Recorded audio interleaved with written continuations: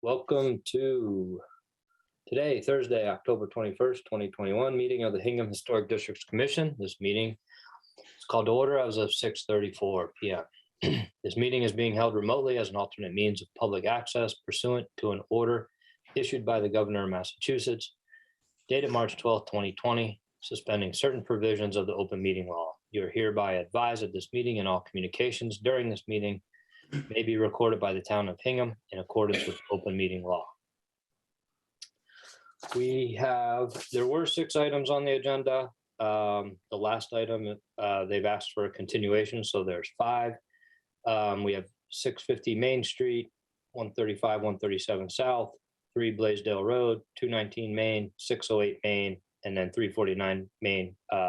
We don't have tonight. Does any commission member have any conflict of interest? No. No, thank you. All right. So for 650 Main, voting members will be Carol, Catherine, Justin, and since Daniel's not here, I will ask Mike and myself. Andrea, can I address the others after we do this one so that we can see if Daniel joins? Fine. Okay. Yep, in case Daniel joins us. All right. So let's start with 650 Main Street. So this is a house that was built in approximately 1833. It's a cape, obviously on Main Street. It has a rear appendage. I'm not sure if, Kristin, you might know better than me. Is that the rear portion existing to the original to the house, or was that an addition at some point? I do not know that. Okay. Just traditionally speaking with the Cape, it usually is that beginning portion, but Andrea, do you know any history on that piece? I can't, no, I don't. Yeah. Not that it matters. Can I break in for 1 second as a neighbor? Yeah. That was I was a post office and it was just the Cape. Everything else has been added. It was just a 1-room post office to begin with. Yes, that is true. Yep. So it's sort of a an L-shaped configuration right now, and the dog leg of the L extends back, and currently there is I would say a 3-season room. It's basically a little shed room off the back with storm screen panels, access door. Basically, it's just a little enclosure. We are removing that piece, adding a habitable space for the laundry area, same size basically, then extending the second floor over that, and also extending beyond that 8-foot dimension another 4.5 feet, which will sit on piers. I'll go into that in a second. And then above that is going to be a master bedroom. So that all extends off the back. The shape of it is consistent with the existing house. We're not changing the ridge height. We're just simply extruding that form back in a total about 12.5 feet, or 12'9". And then we are adding 2 shed dormers off to the right side of that back existing extension. And obviously, if you've been to the house, you would notice there's a very, very low headroom up there. Very difficult to get furniture up there. So the dormers are very practical and very needed for this. They obviously allow for more headroom to actually get a bedroom to work up there, but also to give headroom for the stair as well. So all elements are very, very needed for what they need to do for that house. The design of it and the dormers themselves, they're low dormers, just awning windows. And if you go to drawing A4, that shows the 2 sets of dormers with 3 ganged awning windows on a low profile dormer that's set back a little bit. And that pretty much is the nature of what we're asking to build. We're not changing, like I said, any ridge lines, so that's just staying as is, extending that form back.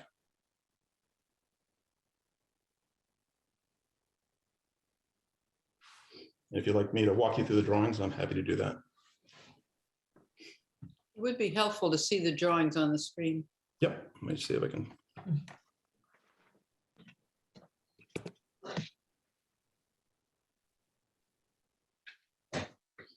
It says the host is disabled, participant screen sharing. Is that true?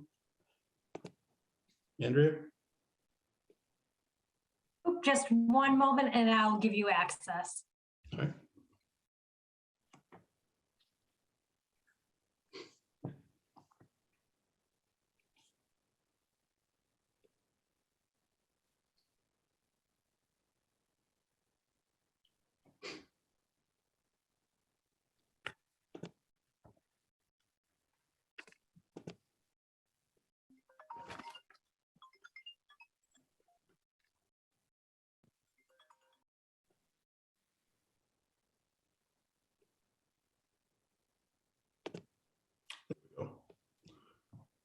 All right, why do I not see the tabs for my thing?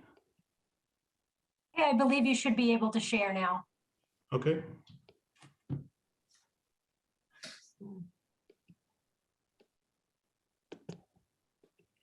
I thought it was up here.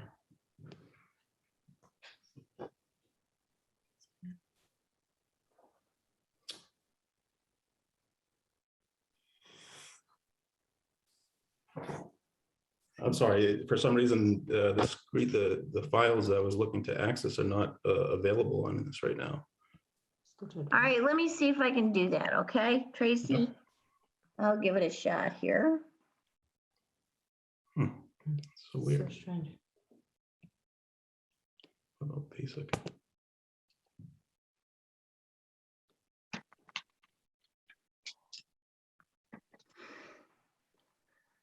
Maybe that's it.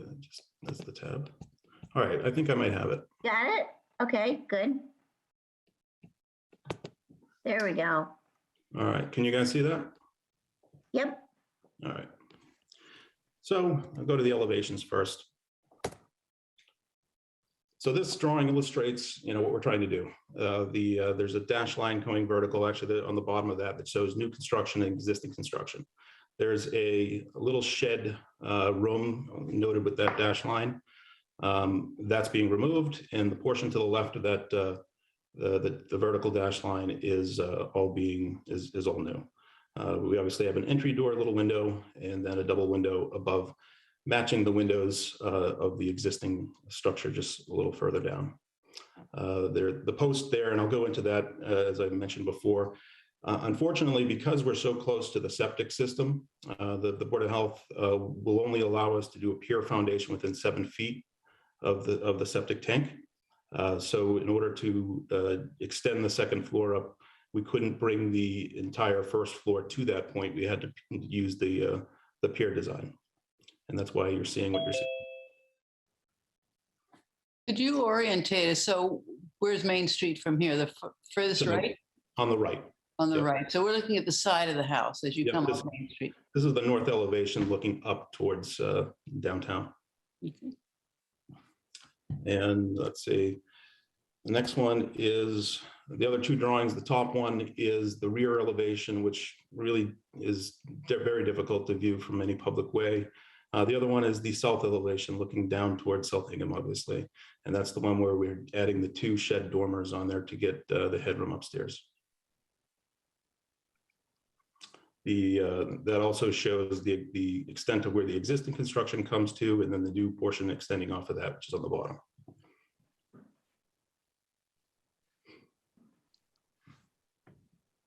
We also have a site plan that shows the footprint of the existing house in relation to what was there as well. Let me see if I can share that one. It's here, isn't it? Are you seeing it on my screen now? Yeah. Yeah. Okay, so yeah, this is a very simple drawing. It's just showing the darker box that overlaid what the existing was, and then the dashed lines show how far out the 4.5 feet would extend. And this shows where the septic tank is in relation to those 2 elements. And the septic is here. The septic is that square box it's noted. Rectangular box, yeah. Yeah, it's right here. The 2 ports, the 2 dark circles. Okay. And what's the second structure? That's an existing garage, I believe. Yes.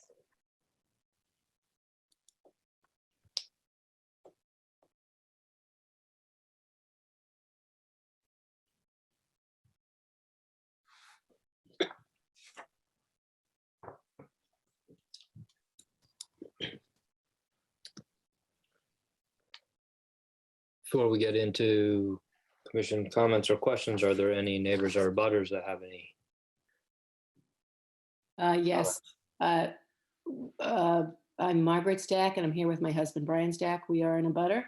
We are abutters to this house. We have been here, and this is the third, fourth resident who's moved. And each time that someone's come, actually, the last changeover, they tried to do an expansion, and the Historic Commission said no, because it's the Gilbert family, because it was visible changes from the street. And this is exactly the same situation, only a much greater expansion than was originally envisioned by the Gilbert family.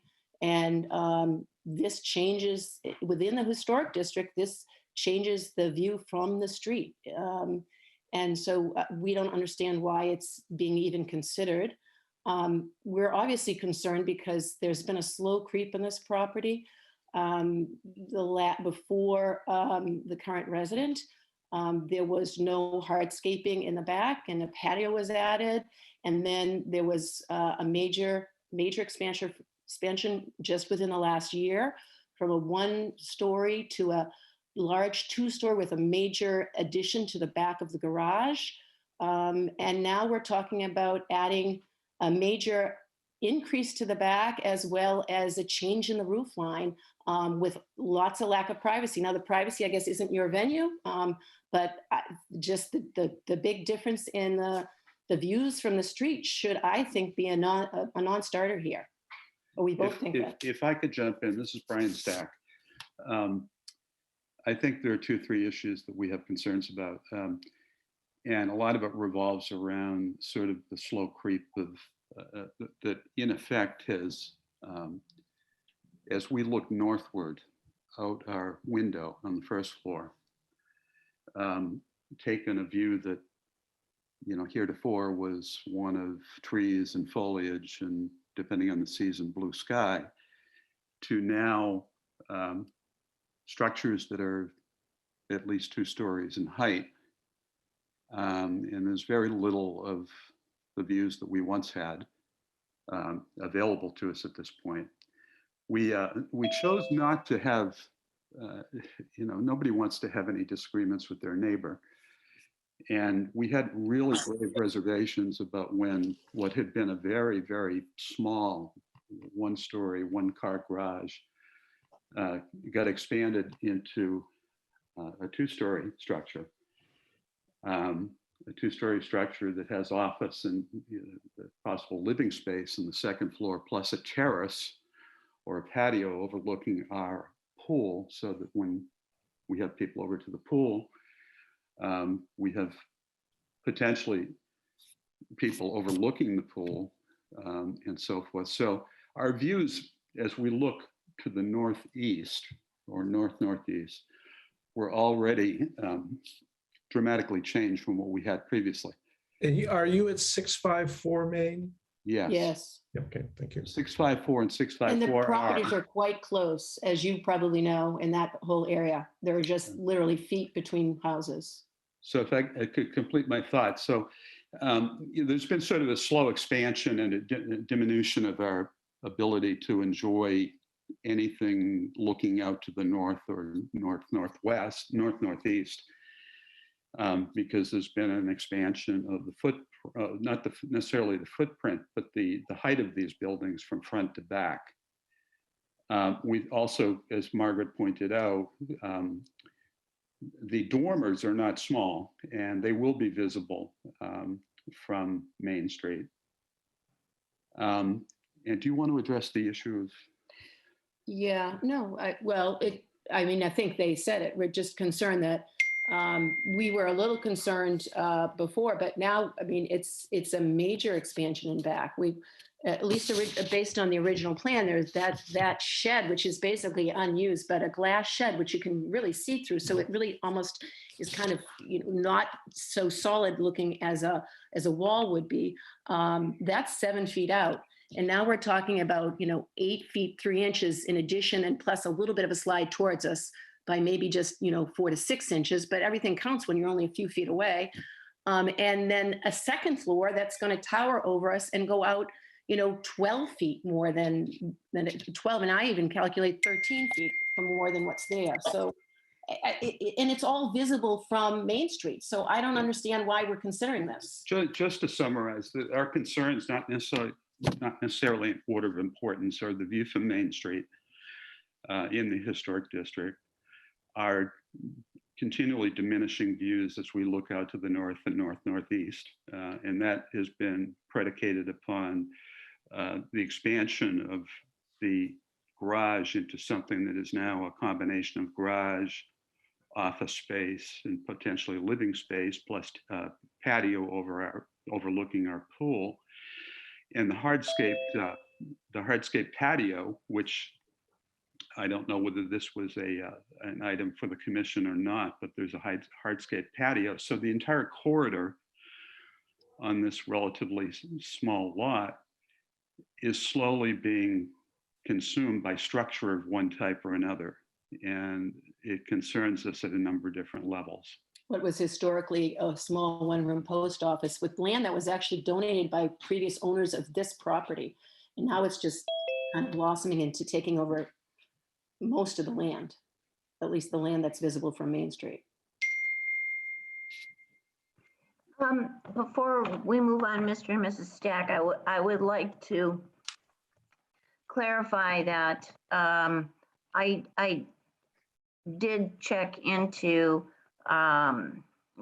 previous applications, and I think that if an addition were denied, it would have been by the ZBA, or that's most likely my guess, because I find no record of an application to expand in the back.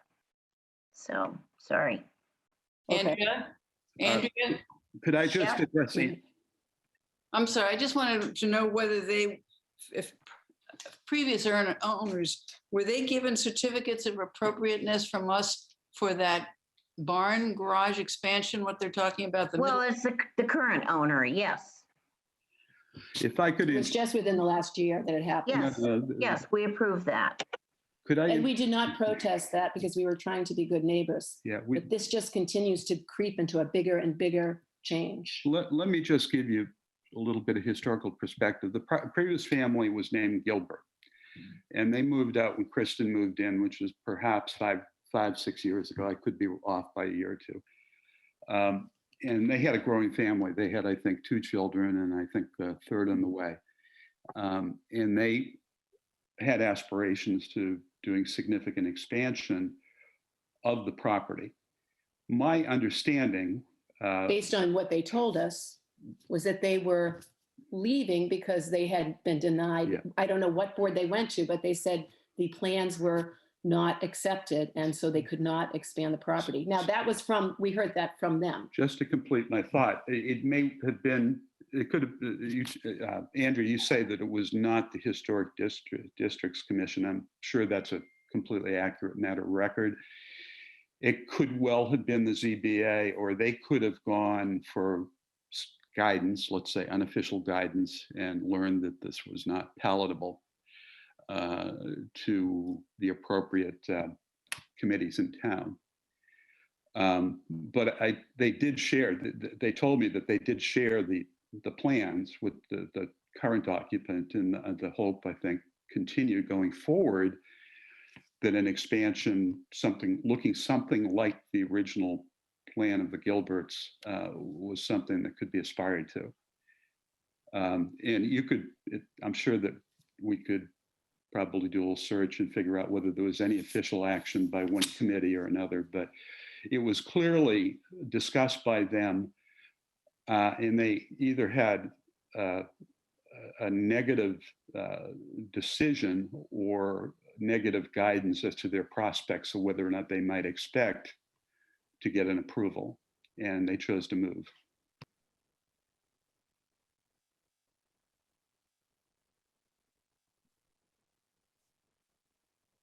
Has the zoning board given approval for this plan yet? I contacted Emily Wentworth, and she shared this with the building commission, and because the existing footprint is not changing, She said that they were okay with the plans. I had sent them the plans. Can I ask for a point of clarification? By existing footprint, are we talking the stuff that touches the ground and that does not include the overarching bedroom above? That wouldn't change the footprint? No, they said that that wouldn't change it because the columns are there to support the second floor. So you could technically, by the ZBA, put it out another 25 feet and it still wouldn't change the existing footprint? Is that the law or that the rule? I do not know the rule. Okay. Andrea, Sorry. I can talk about the setbacks. I don't know any other rule that they would have, but the setback is governed by the existing non-conforming heap structure with 3.8 feet to the side setback. So technically, if they needed to, they could extend all the way to 3.8 feet. That's just the way the zoning bylaws read.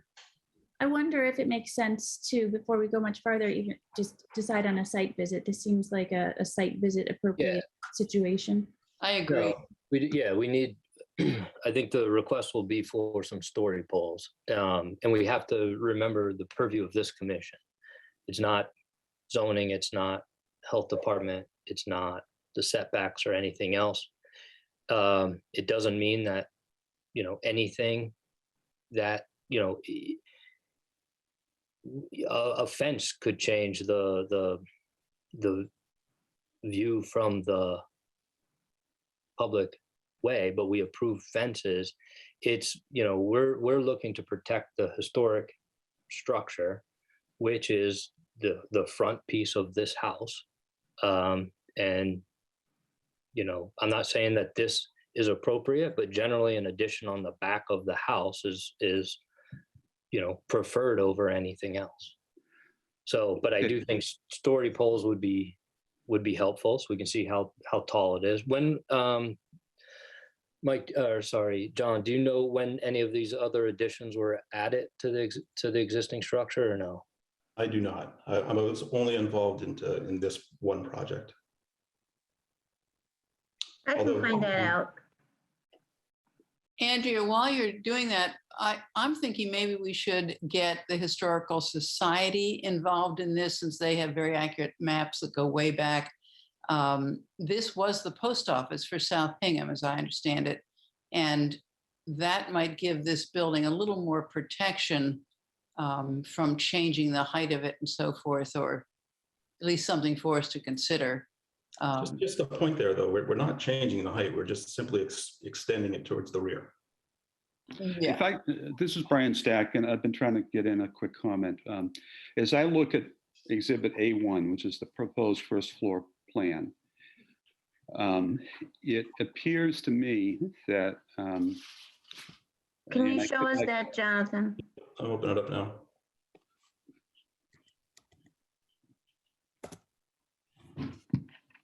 Okay, so if you look at the back side of the house, in what is now the laundry, it appears that the footprint, that's a poor choice of words. Well, this is the first floor, so maybe it's not. It looks like, in contrast to the current footprint of the house, which is pretty much a straight line. Let me ask the question. You see what appears to be a push out that says, okay, so perhaps I'm wrong. And on the other side, I was going to say same thing. There's a notated 4 foot 6 inches on the other side of the house. Maybe that's not contemplated expansion of the first or second floor, as it turns out. But clearly, the piers enable an expansion of the heretofore footprint of the house. And, the concept that you could do repeated piers and, ad infinitum expand, I don't think is in the spirit of the historic district, nor what Hingham aspires to in general. Just to comment on that, the piers are simply there as a method to get the second floor to gain more space. It has very little to do with footprint other than the septic tank itself. Like I said, what dictates the size would be the setbacks. I don't know of any footprint requirements that I've ever run into. other than, if the historic deems something a little bit inappropriate. That's what we're talking about here. So I'm not sure what the footprint discussion is. I am not purporting that or alleging that the footprint is changing, but in terms I'm just saying, even if it was changing, I don't understand. So my Okay, question let me continue, because from the point of view of the aesthetics of my neighbor's property, expanding the second floor, whether it be on piers or otherwise, beyond the footprint that exists on paper, is in my view, a violation of our ability to enjoy our property looking out to the north or the northeast in our property. I don't think it's in the spirit of what's acceptable expansion in the historic district either. And if you could These just are all give me a second, forgetting about setbacks, I guess my question is to the Historic Commission. It was my understanding that anything that was visible from Main Street within this historic district was something that was supposed to be maintained. And that's why people have had to get approval for windows being maintained. And now we're talking about changing the whole structure that is visible from Main Street. So I guess I'm a little confused as to what the rules are as to how you approve and don't approve things. Anything that's visible from the public way is to be reviewed. Okay. And so it depends on what it is. That's not to say that an addition can't be placed on a property, or that the windows can't be changed. We look at the windows and any other architectural feature to determine whether they are in fact original or somewhat close to original, and we prefer those to be retained and fixed. But there's nothing to say that the footprint can't be changed, because there are a lot of projects in historic districts where the footprint has changed. We're just concerned about making sure that whatever is done is appropriate in terms of the size, the mass, In that vein, relationship to the house. in that vein, I think it's important for us to have the front elevation of before and after, and that is missing from this application. And may I add to that, Catherine, it would be so helpful if we had a picture like from across the street. How is this situated within its neighborhood and the houses they're talking about right next door? That would be very helpful. This is blocked by an enormous bush. I was just on Google Maps, so it's hard to get that across the street view, but I think definitely we'll catch that in our site visit. Yep. Are there any initial comments on the design, or do you guys want to, not sure how you guys are moving forward on this one? All right. I think we should schedule a site visit and request story polls for where this, it looks to me like the laundry room is on the first floor, is following the footprint of the existing porch. And then we're going out 4.5 feet to the columns, the piers that will hold up the master bedroom. Getting an idea of, however we can kind of replicate kind of the heights of things, I think would be important. So getting it staked out, getting some story polls of the overall height massing would be helpful. Okay. So I think our next meeting is the 18th of November. Is that correct? And so we'll continue to then, Mr. Chairman. Yes. And then I will contact the applicant and the architect and the commission members to see what Saturday morning works in terms of a site visit. Great. And Andrea, it would be great to have any information on the large addition on the back of the house. Sure. Thank you. The what? I'm sorry, what was, there was a, Addition, just the main body. There's the original cape body, and then there's a large addition, secondary addition in the back. oh, the history I behind that? just want to have a date on that and a sense of when that was built. Yeah, I'm curious about that too. Okay.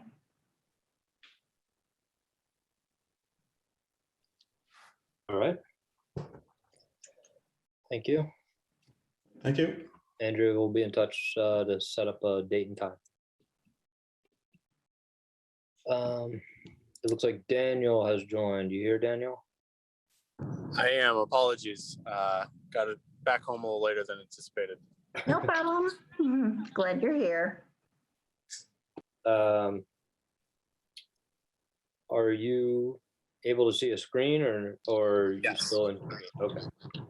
So for the remaining 4 items on the agenda, 135, 137 South, 3 Blaisdell, 219 Main Street, and 608 Main Street, the voting members will be Carol, Catherine, Justin, Daniel, and myself. And we will move on to 135, 137 South Street. Is there a representative? Yep, Heidi's here. Heidi has to unmute herself.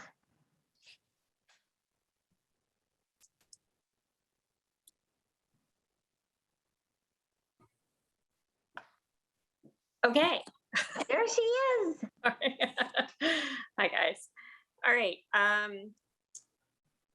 So I just state what we're seeking to do.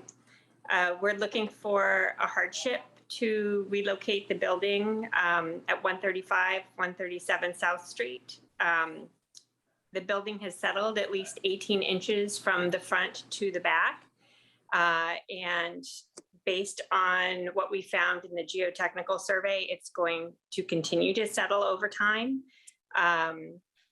We are looking to install a new foundation that is located 20 feet from where it currently is situated. So we're going to be shifting it to the right of the property.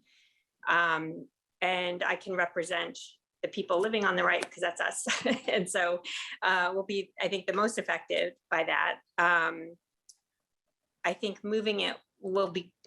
Someone share a screen. We have existing and proposed site plan and we have photos, but sometimes it's good to share the screen. Heidi or Andrea? Andrea, can I pass that to you? Yeah, you know, I realized I have some things, but I don't have, I have a number of, hold on, let's see. Okay, let's see, we want to share this screen, hold on.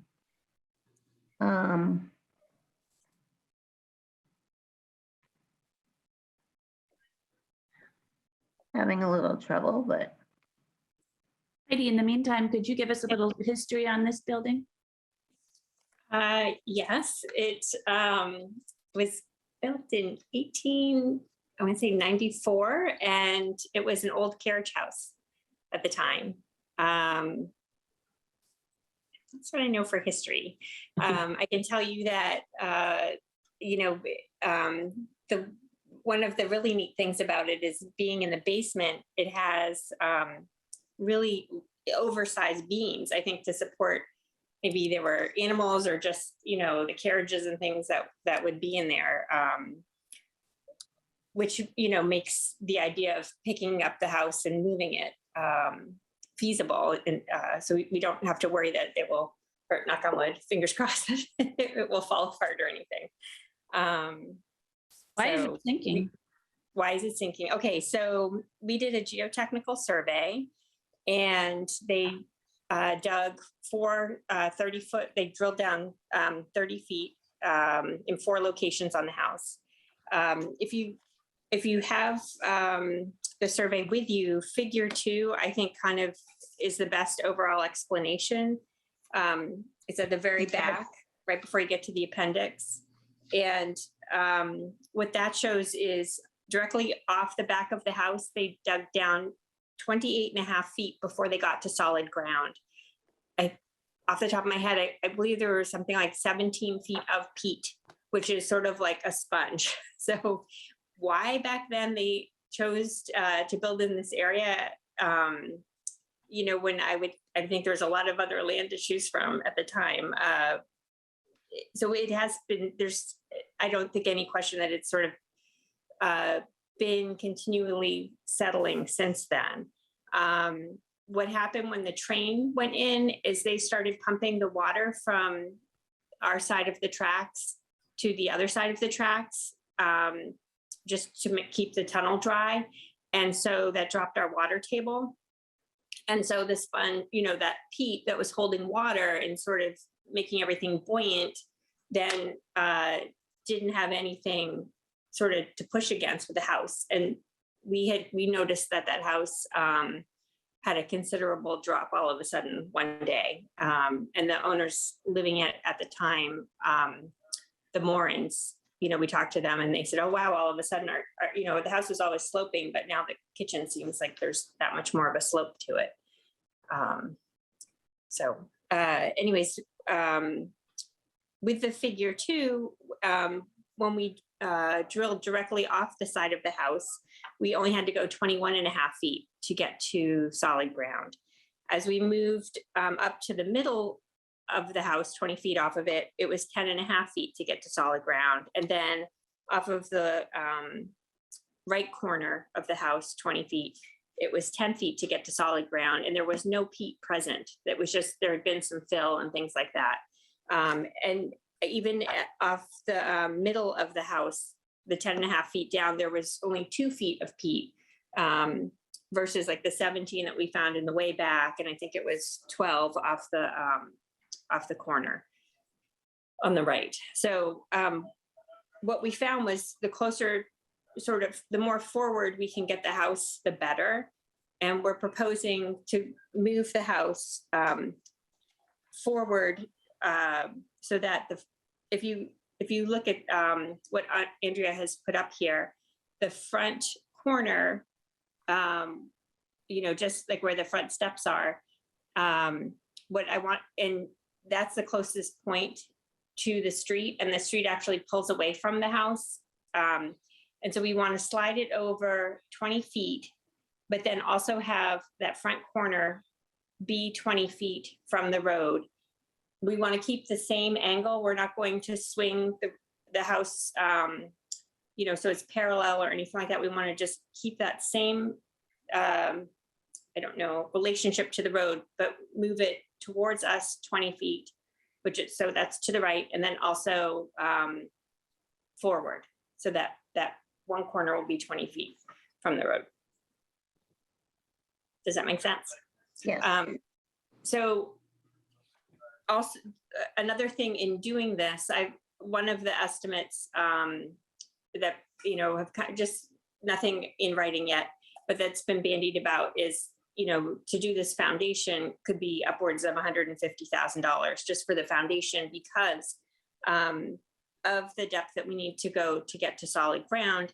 We need to support the foundation every 6 feet with a helicoil, which drills into the ground, and then the foundation is poured onto it. But we also have to do that throughout the entire floor of the basement. So just, it's an expensive project. And I think that you know, the more forward we can get, hopefully we can mitigate some of that.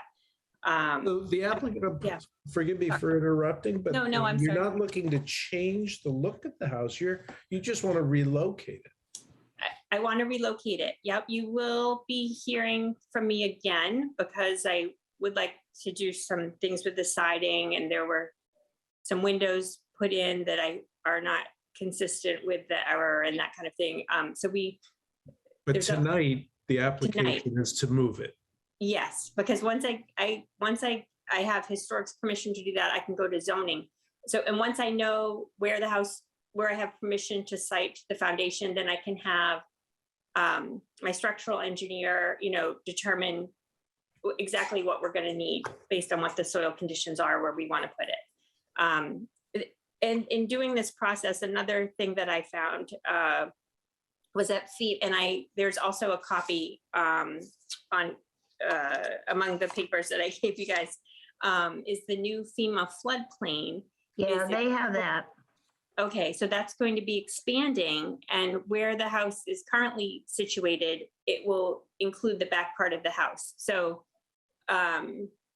thankfully, the idea where we had to put the house would be out of the way of that as well. So that we see as like another benefit for moving the house, but it also is going to allow us to level the house in this process, and hopefully, give it a new life. But what we want, as you said, was just permission to site it where we'd like so we can go before zoning, and then we can get the plans together for the foundation. And we'll be coming before you again once we have that with sort of like, this is where we'd like to put the driveway, and this is, what the exterior of the foundation will look like, and some of the siding things we'd like to do. So I have two questions. Understand the intent is just to move the house, but Yeah. You'll be coming back to us with some, I'll call them cosmetic updates. But the idea is there's several covered porches. The covered porches maybe they need to get rebuilt, but they will end up being the same. It looks like it says concrete walkway. It looks like on Street View, it almost looks like an asphalt walkway. You're going to come back with the driveway plan and the walkway plan and things like that. Are there any trees being removed? There's a big tree in the front that doesn't get. There are two. Okay, so right now there are two big trees in the front. One of them, actually both of them, 2 owners ago, they were hoping that the town would remove them. One of them is rotted so that there's only a few inches of the trunk. So what I would like to do is work with the town to remove both those trees. The other one has a lot of dead wood in it. It's not healthy. Mhm. If you look at the front of the house, there's a big kind of dirt area where people park, and we want to grass that over and work with the town to plant 2 trees there, whether the town does that for us or we do it. Yeah. Either way. That's fine. I just, there's all the steps to be taken so that, this commission doesn't get pointed at like, oh, you let those 2 big, beautiful oak trees get cut down, type of thing. Yeah. Yep. And then what type of, you're asking for 20 feet to one direction, really negligible to the front because it looks like it's a 21.3 on an angle right now, and you're asking for 20. Is there any flexibility that the engineer needs to really locate the best place for the foundation, or are they going to come back and be like, well, we'd like to move it another 4 feet or something like that? We could save. Yep. Or has that been done? And this is the final? Nope. They said what they wanted to know was where would it be okay? Like, would this be okay to position it here where we're thinking we'd like to put it before they design any of that? Okay. Because So there may be some design fine tuning still. Right. Because the foundation's going to how it's designed is going to completely depend on where it's located, because how quickly the soil changes in the ground. So, okay. Does that answer the question? Yes. Okay. Heidi, I see a bunch of different foundation materials here. It looks like there's fieldstone, there's brick, there's some kind of probably. Could you talk about the foundation a bit and as it is now, and what you're thinking about for the future? So, the foundation right now, like you said, the back of it and some of the sides are brick, and then there are fieldstone, and then there's also cobblestone in the front. I think none of those by themselves lend themselves to working with a helicoil foundation. That's a foundation that's supported by helicoils. So we're going to need something that has a lot of rebar and, cement, not pretty. So what we want to do in the design phase is, because I know from a historic standpoint, you want to, keep it looking sort of as true to the era as possible, is to find some way to maybe face it with, I don't know what yet, but either like some sort of a stone look, I think would be nice. But I don't have anything like pictures to show or anything like that. But again, but that was sort of my, tonight's application seems to be written only for the movement of it. that's correct. That's correct. And so treatments such as the stone finish and anything else you did mention you'd return for would Yeah. be a subsequent application. Okay, yep. And height wise, this will stay the same height, your intention? Yes, that's our intention. Go ahead. No, I was just gonna ask about the current height of the house on the site plan. And Oh, how high it just currently is? make sure that it doesn't pop up another 3 feet as they're digging and that kind of thing. Oh, yeah. Well, as a neighbor, I don't really want it to get any taller. I mean, I have a vested interest in kind of keeping it where it is. But I can't tell you exactly how high it is. I'm sorry, without running out and measuring. And you're not asking to change the height. No, don't want to change it. Keep it just the way it is. Yeah. And I think Catherine was only concerned is in the relocating this to get elevated another 3 feet, and I don't see any indication of that. Yes, no, that's not our intention at all.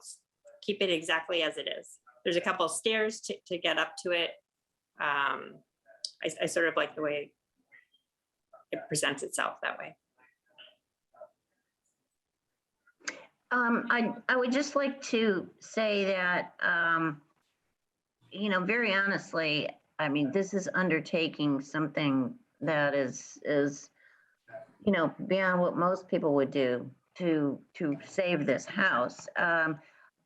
Once the MBTA enclosed the town brook, there were a number of houses that suffered because of the lack of water and the peat. And anything from, foundations being compromised to floors being separated from walls. There was a great deal of damage that was unanticipated that was done. So, to move this house, I think it's to save it, it needs to be done. Andrea, Yeah, have you spoken with her about mitigation money? Would she qualify for that? And funding? well, there's no mitigation money. There, as they move forward, there, certainly would apply, you can apply for Greenbush funds, but the mitigation is done. Okay. So. This seems Daniel, like a no-brainer. Daniel, you have your little Zoom hand up. Is that on purpose? Yeah, it's just my little Zoom hand. I was just curious if we had a full copy of the geotech report. Sounds like you did a pretty extensive borings process, which is smart. I was just curious if I don't remember seeing a full copy of that. It's there in your. Oh, I missed it then. I'm sorry. Yep. It's It's here. about 20 pages or so, Daniel. All right, I'll look Daniel at and that. I Apologies. are used to seeing like 200-page geotech reports, so you may have skipped over it.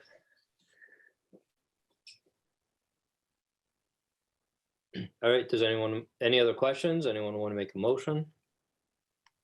I'll make that motion. Go ahead, Justin. I'd like to make a motion. I think it's apparently for a certificate of hardship to Not relocate. necessarily. I was wondering about that. Yeah, I don't think we've gotten to that point. We don't need to. The paperwork here does say certificate of hardship, but I'd be happy to make the motion for a certificate of appropriateness. I guess at this point, it really doesn't matter. Perhaps I Because we're- could make a motion to amend on the behalf of the applicant, the checkbox to say certificate of appropriateness. Well, you know what? Let's let it stand. I think that, Okay. what Heidi, Well, I will trying to make a show. motion as the paperwork says, certificate of hardship, but to relocate the existing home designated as 135 to 137 South Street to a new foundation supported by helicoils. The new location is 20 feet to the right of the existing location when viewed from South Street, with front left corner 20 feet from South Street. As drawn on drawings dated, I see, that doesn't look right. That is the May drawing date 2nd. I see is May 2, 2016. Is that accurate? Oh, no, that's the plot plan. And then Oh. what you see here is, this is Is an just annotated me- old. me plot. trying to show this is where it's gonna be. So I will say, according to the annotated drawing submitted, and Andrea, give me a date. I see that this was Oh. signed on September 30th. 30th, 2021. So the, I don't know if but I think that's my motion. There a second? Second. Daniel, your hand's up again. Yeah, I was just wondering, the applicant, I believe, was saying that this may not be the final location. They still have some things to work out. So I didn't know if we wanted to give leniency to that, or if that's something, if they need to change this, that they would come back. I'll propose amending my motion to say approximately 20 feet to the right of existing location and approximately 20 feet from South Street. I would think if there's something major, then Heidi, I think we'd have to ask you to come back. If there's Okay. But it doesn't appear, I don't Yep. think a few feet here or there is going to make a diff. Okay. Thank you, All guys. Right, so Carol, you're still seconding the motion? Yes, All sir. right. Carol, how do you vote? Aye. Catherine, how do you vote? Hi. Justin, how do you vote? Aye. Daniel, how do you vote? Aye. And that's an aye for me. Motion passes. Congratulations, you're all set. Thank you so much. Yes, and I can, I'll draw up that certificate. And the reason I thought you were correct with the hardship is because I think that that's something you want to show to the ZBA. Okay. Thank you for saving the house. Oh, thank you. Yeah. We've been living next door to it for 23 years. So Watching it tilt. yes, watching it tilt. So I'm glad we're going to get to give it a new life. I mean, I'm really excited to see, what it's going to look like in the end. So Yeah, that's I'll great. be back before you guys. So thank you That's so great. much. Thank you. Thank you, Heidi. All right. Take care. Thank you. All right. Next on the agenda, 3 Blaisdell Road. Mr. Zaccardi. There he is. Hi, Peter. Say hello. Hi, Andrea. Okay, let's see. Go ahead. I'm just gonna look and see if I can pull up what you sent. But you can get going if you want, Peter. And I'll just, while I'm trying to get this done. Okay, we're planning to remove or raise 3 buildings or 4 buildings on 3 Blaisdell Road and construct 1 3-bedroom house.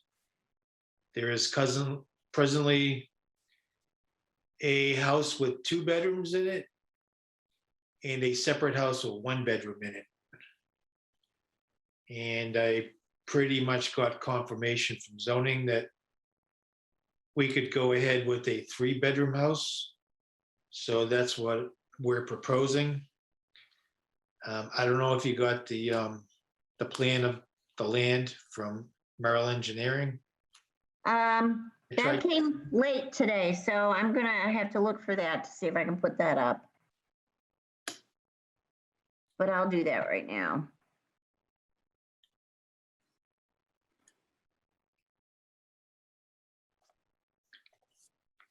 And I believe you have a drawings of a proposed 3-bedroom home. Yes, That is, Is there a demolition proposal?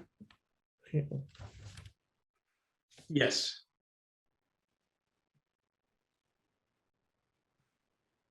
hang on. I believe it was done individually and as one package with the construction of a house.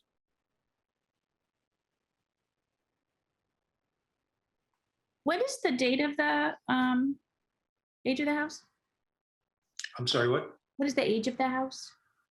The age of the house is there?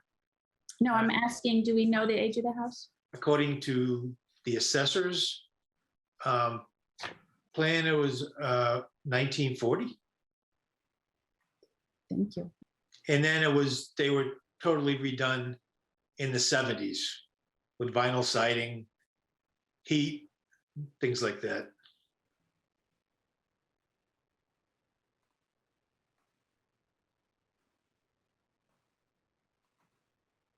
All right, I've got this, but I'm having difficulty. Would you like me to scan it to you again, Andrea? No, I've got it. Thank you. Oh, okay. Just a matter of thank It's a you. very long lot, so everything appears very tiny. Yeah.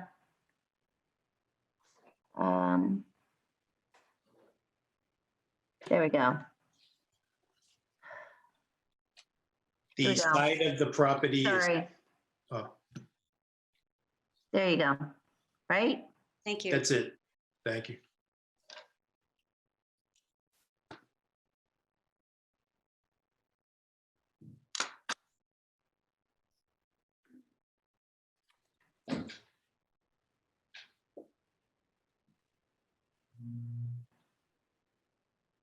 Okay, we can't get the dagger point there, but unless I make it smaller. Okay. All right, that's what we have. And so let me just be clear, this shows where you plan to site the new dwelling, is that correct? Yes. And the septic field should be there as well.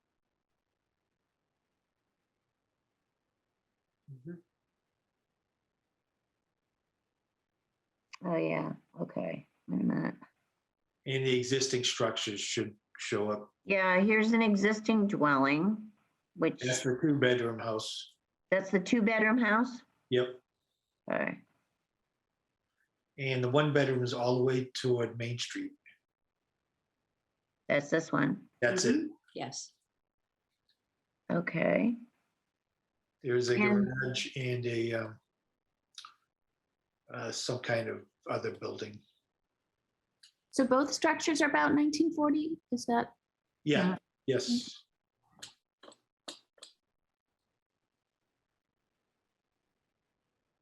I don't know what they originally were. but Summer they- cottages. There were a lot of summer cottages in that area.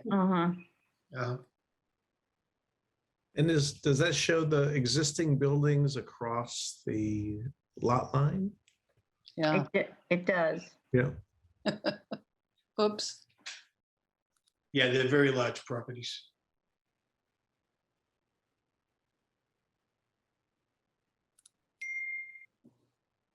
So, let's see. I mean, the first thing we have to determine is the rationale to tear down what's there. Besides just the fact that you have to do it to build a new structure, so. They're not very livable as is. Have you had the present condition evaluated by a professional? The condition of the houses? Where you're living, yes. We don't live there. We don't live there. Oh, you don't? Okay, good news. But you're saying they can't be rebuilt even if they wanted to? No, the town wouldn't let me tear them down and rebuild. At where they presently are. Gotcha. They only agreed so far at planning if we removed all the structures and then went ahead and built a 3-bedroom house, One structure. one structure. Mhm. It makes sense, and I don't see that we're losing a whole lot in those funny little house in the front. It's not historical. It's not. I think although it's an assessor's plan, you can see that 2 of the buildings are pretty much impeding on the neighbors' properties. Yeah, I don't know if there actually are, but they're right there. yeah, looks like it. So I mean- have you presented this to zoning yet? And I'm looking at the setbacks and, I know where the new structure is going is right up against that property line. I know there's an existing structure there, but I mean, we could debate, the appropriateness of what the new proposed structure is. But, I'd be curious to hear what zoning has said so far, which could certainly limit this. I spoke to Emily in the planning from day one. And it was her suggestion that I build a 3-bedroom house, one structure. And according to zoning, I could have even pulled the building closer to Blaisdell Road because of what's already existing there and their setbacks right now to Blaisdell, as well as the rear property line. So I thought it would look better if I pulled it off of Blaisdell a bit. The Merrill Engineering also included the leaching field of the septic that would qualify for the town for zoning, and also the Board of Health. So I've spoken to Board of Health as well. But what about the northern corner of the house along that north property line? Over here? Nope, opposite corner. Top right, yep, right there.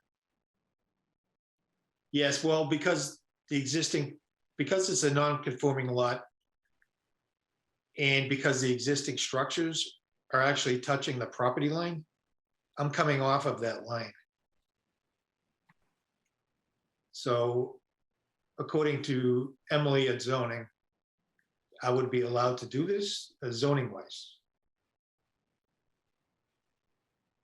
I think I have some concerns that something that 1940 is considered not historic. At some point, 1940 is going to be historic. And it's 80 years old, 80 plus years old. And it's a quaint summer cottage that we don't have a lot of left in Hingham. And so I thought it was quite charming and unusual for Hingham and quite interesting.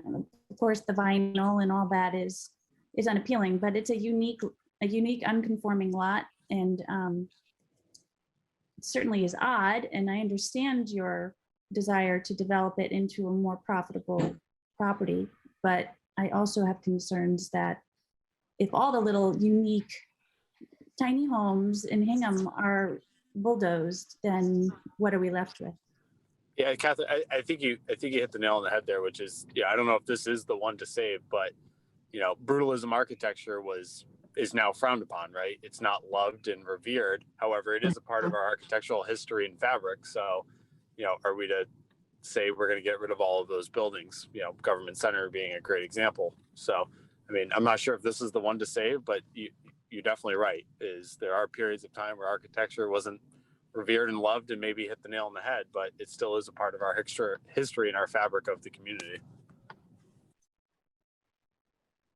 Is it okay? I also think it has a really sweet, it could be an adorable cottage, Nantucket style cottage. So I think it has potential for beauty and charm.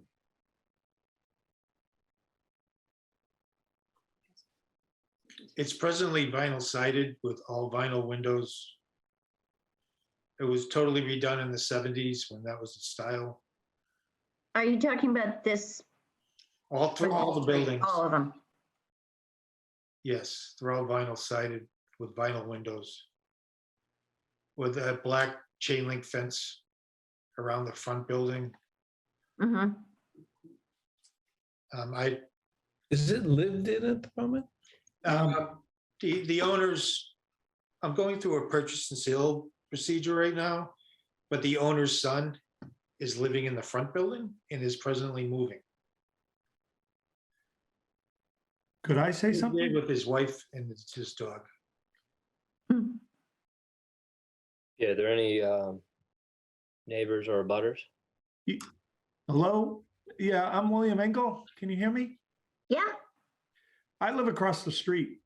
So I just wanted to hear what Peter was doing. And I actually like what he's proposing here. I've lived in my house on 10 Blaisdell for 2.5 years, and no one's been at that cottage. I mean, there might've been a car there once or twice, but I don't think anybody spent the night there in the couple of years I've lived on Blaisdell. So I wanted to see what was proposed here. I know there was something coming, at some point it was going to come up. So I was just curious what happened here. Mr. Engel, you said you live at 10 Blaisdell? Yes, I'm across the street. Thank you. Drove down on Saturday down the end of Blaisdell, and most of those homes are cottages on the small scale, just for context. The house next door is probably 5,000 square feet. The one across the street's about 42, maybe 38. And I think they're all changing bit by bit. It's a reflection of Main Street. It's kind of a reflection on what Hingham has to offer and its attractiveness, I believe. That goes back to my original question has anybody assessed the house? Do you know whether you have the option of keeping it the way it is and just, sort of patching it up? Or is it old enough and decrepit enough that it needs to come down? Has anyone told you? My own personal opinion is doesn't have much value at all. I don't mean that. I mean, literally the condition of it based on, is it solid? I think the assessor's field card shows it as being poor. Being what? The assessor's field card would show it as being in poor condition. Okay. Would show it, or it does show that? I believe it would. I think the owner would say the same. He approached you. The owner has no intention of renting out the house nearest where I'm proposing to build a 3-bedroom. And his son Brad's living in the front house only because it's a great deal for him. He's planning on moving. He has no desire to stay there.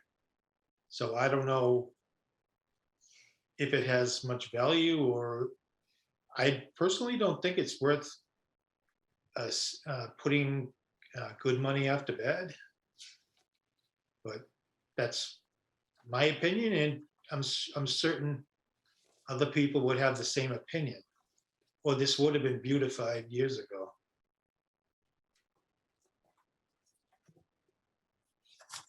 or brought up to today's standards, energy wise, and it's so low to the ground, I don't believe you could fully insulate it. Is there a basement? Is it built on a slab?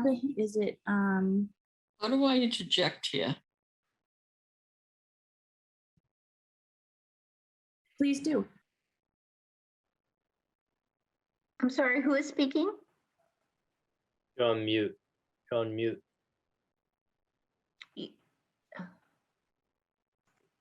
You have to unmute yourself. There you I'm go. unmuted. Can you hear me now? Yes. Yes. Yes. If you have any questions about the house, I can ask you. I think it is a little bit more than 40 years old. It was not a cottage. My grandfather bought it in around the early 40s, I think. When he bought it, there weren't any, it was strictly a 2-bedroom. That front house is actually a 3-bedroom, but I don't know, it's listed with the town as a 2-bedroom. It basically needs to be torn down. We can't afford to do what needs to be done to make it livable. One of the bedrooms we don't know who did it. It was before my son went in there, is completely plastic for the wall. There isn't any insulation. It's like someone put up some plastic in there, and it needs to be torn down. I mean, we can't afford to do anything to it. So I just want to interject and say, if you had any questions about the basement, I could ask you about what the condition is inside and what needs to be done.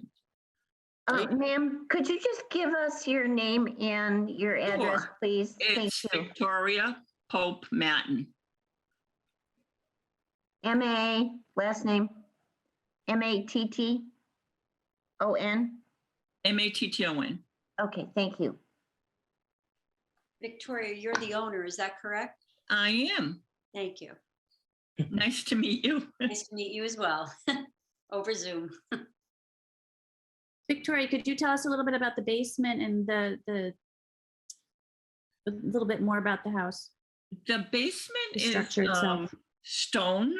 It's not like a typical basement you'd see nowadays. It's like half a basement with a little bit that's under the kitchen back door area. My father at some point, and my grandfather might have put some cement up on the walls and things like that, but it's kind of like a dungeon.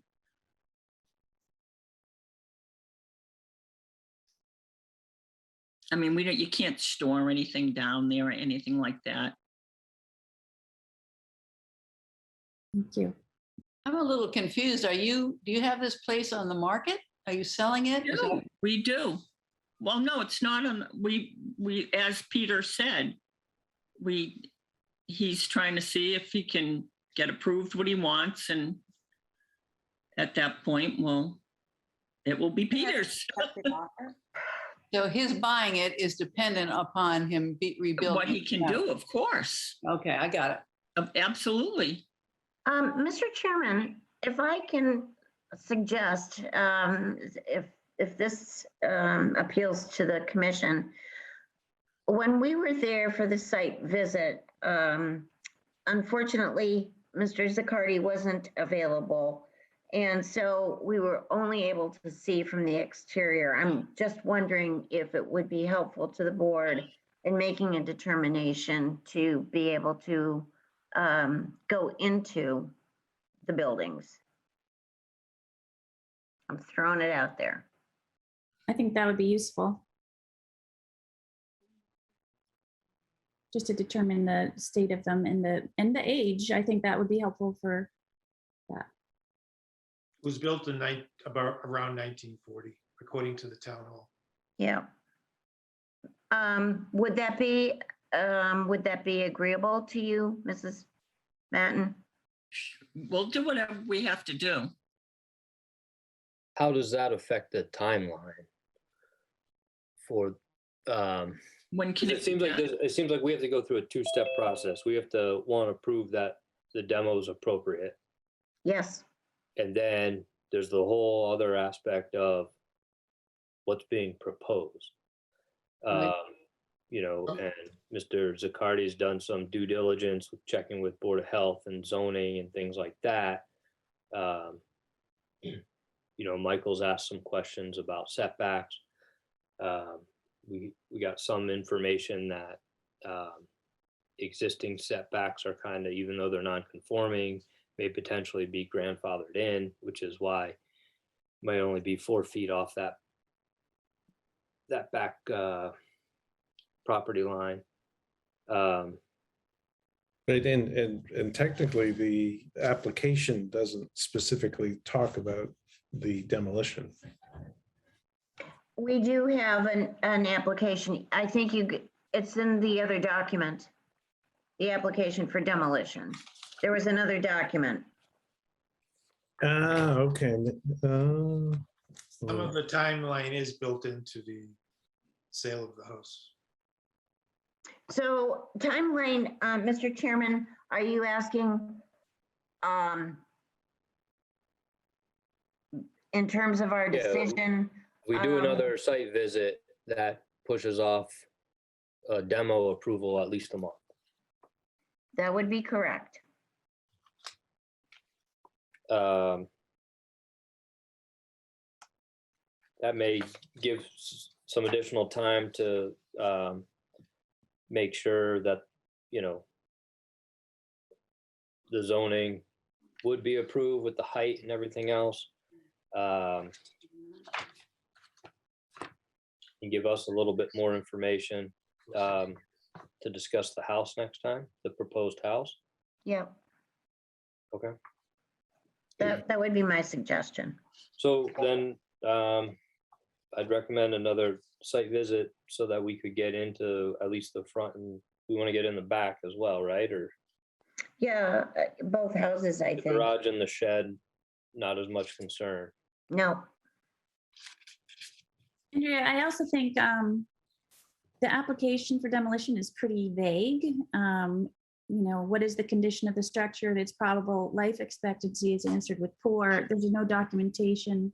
I'd like to see an inspector's report or something that documents the state of it.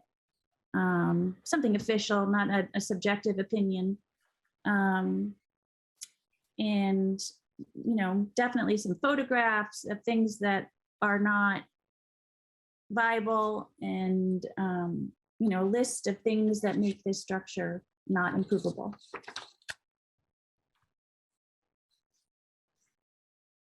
And some documentation really from a licensed inspector, I think.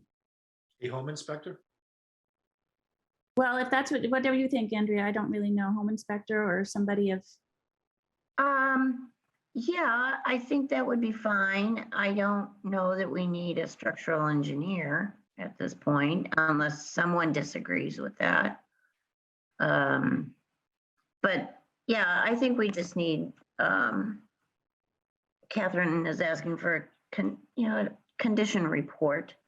And I think that's, we would normally expect that with the demolition of an entire property, of an entire building.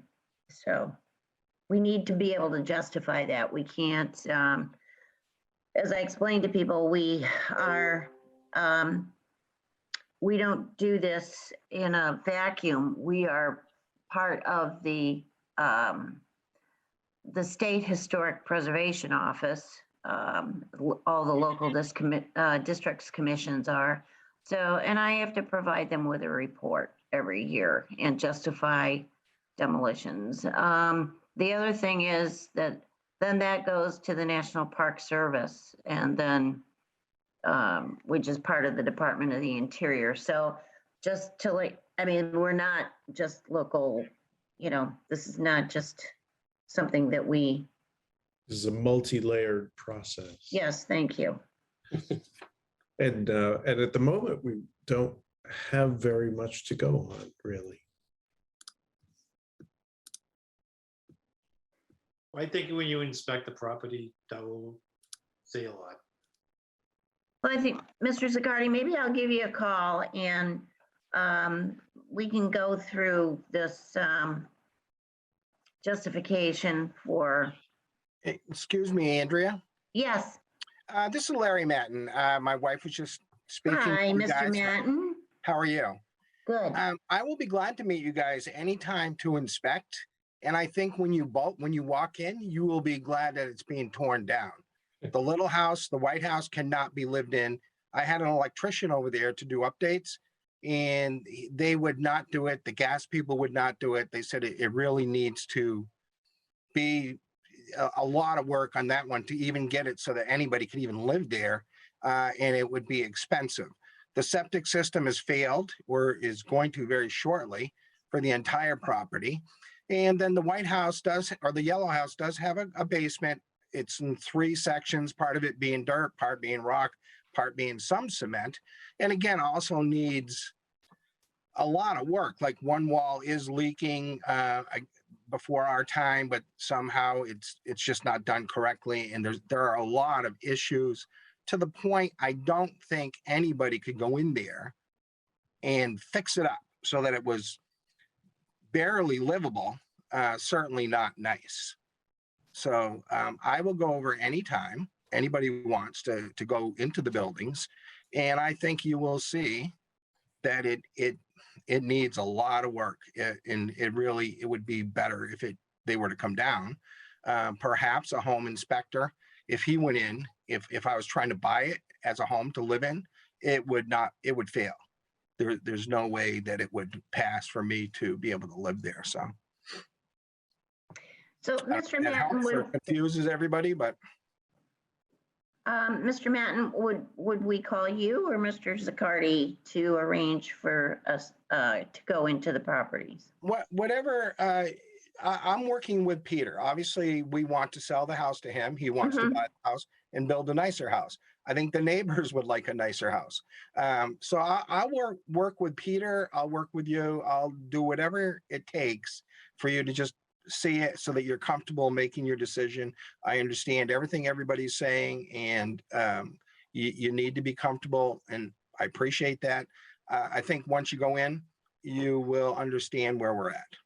So it's up to, I'll leave it up to Peter. I live in Hingham. So, and I'm like a lot of people working at home.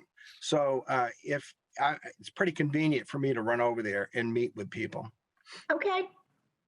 Thank you. So I'll contact Mr. Zaccardi and he can in turn contact you and we'll go from there. Sounds good. I can't open the door to the house. Larry has the keys. I've never asked for the keys. Besides that, his son Brad lives in the front house. So I'll work with Larry to get in touch with you. But ultimately, it would be Larry's Giving you access. choice to give you access. Sure. That makes sense. Yeah, no, we'll do that. And I'll make sure my son is actually buying a house and will be moving shortly. But in the meantime, they do live there and they do have a dog. So I would want to make sure I would be there, obviously, to make sure everybody was fine. Is it a big dog? No, and she's a very nice dog, but she would like, jump up on you and hug you. I like dogs. I'm good with that. So anyway, coordinate with Peter and me, and we will make this happen. I'd like to get it done as soon as we can, so everybody's comfortable to move forward. Thank you very much. And the other thing too is people scrutinize what we do, and so we have to make sure that we have the justification that we need, not only for taking something down, but building new construction. So that's it. That's all I have to say. If I may add one more thing, zoning wouldn't let me raise the houses, the buildings, and then reconstruct them where they are. Understood.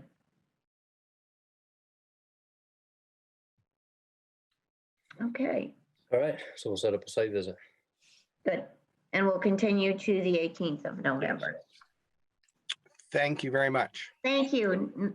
Thank you for joining us, Mr. and Mrs. Matten. Thank you. And Andrea, I wonder if we were to compile backup on proposed demolition, can we ask for some kind of liaison commentary from zoning to be part of the file? Sure, absolutely. Okay. All right, thank you. Thank you. Thank you all. Next item on the agenda, 219 Main Street. Is, there he is, Sean. Hello, this is Sean Papich here for 219 Main Street for the Mammarys. John Dennehy is also on the line, I believe. Yes, good evening. There he is. And I thought I might even ask Andrea to jump right into our drawings if you can. Oh, yeah, hold on just a minute. No worries, I'm gonna keep you busy. All right, hang on, just gonna stop sharing. Okay, I have to,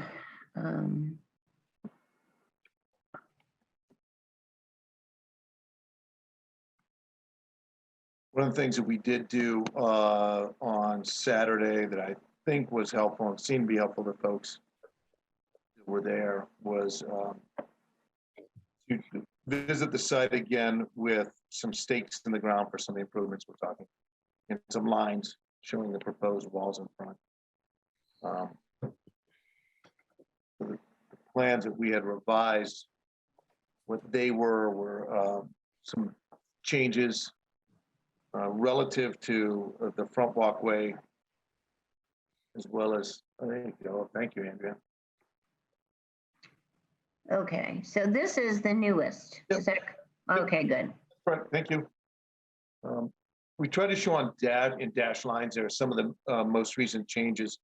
The one was that we had discussed right during the previous hearing, and that was removal of the water feature that's toward the rear of the property. So that area was removed. Mm-hmm. But Sean, to be clear, it's not just the water feature, you removed other. Yeah, remove the garden and the water feature. I think the water feature was what was the primary issue. You'll have to tell me that, but that was a primary issue from what I understood with the commission. So all of that was removed from the plan.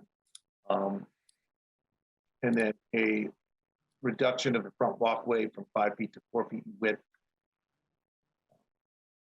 Previous plans on the driveway area had been reduced.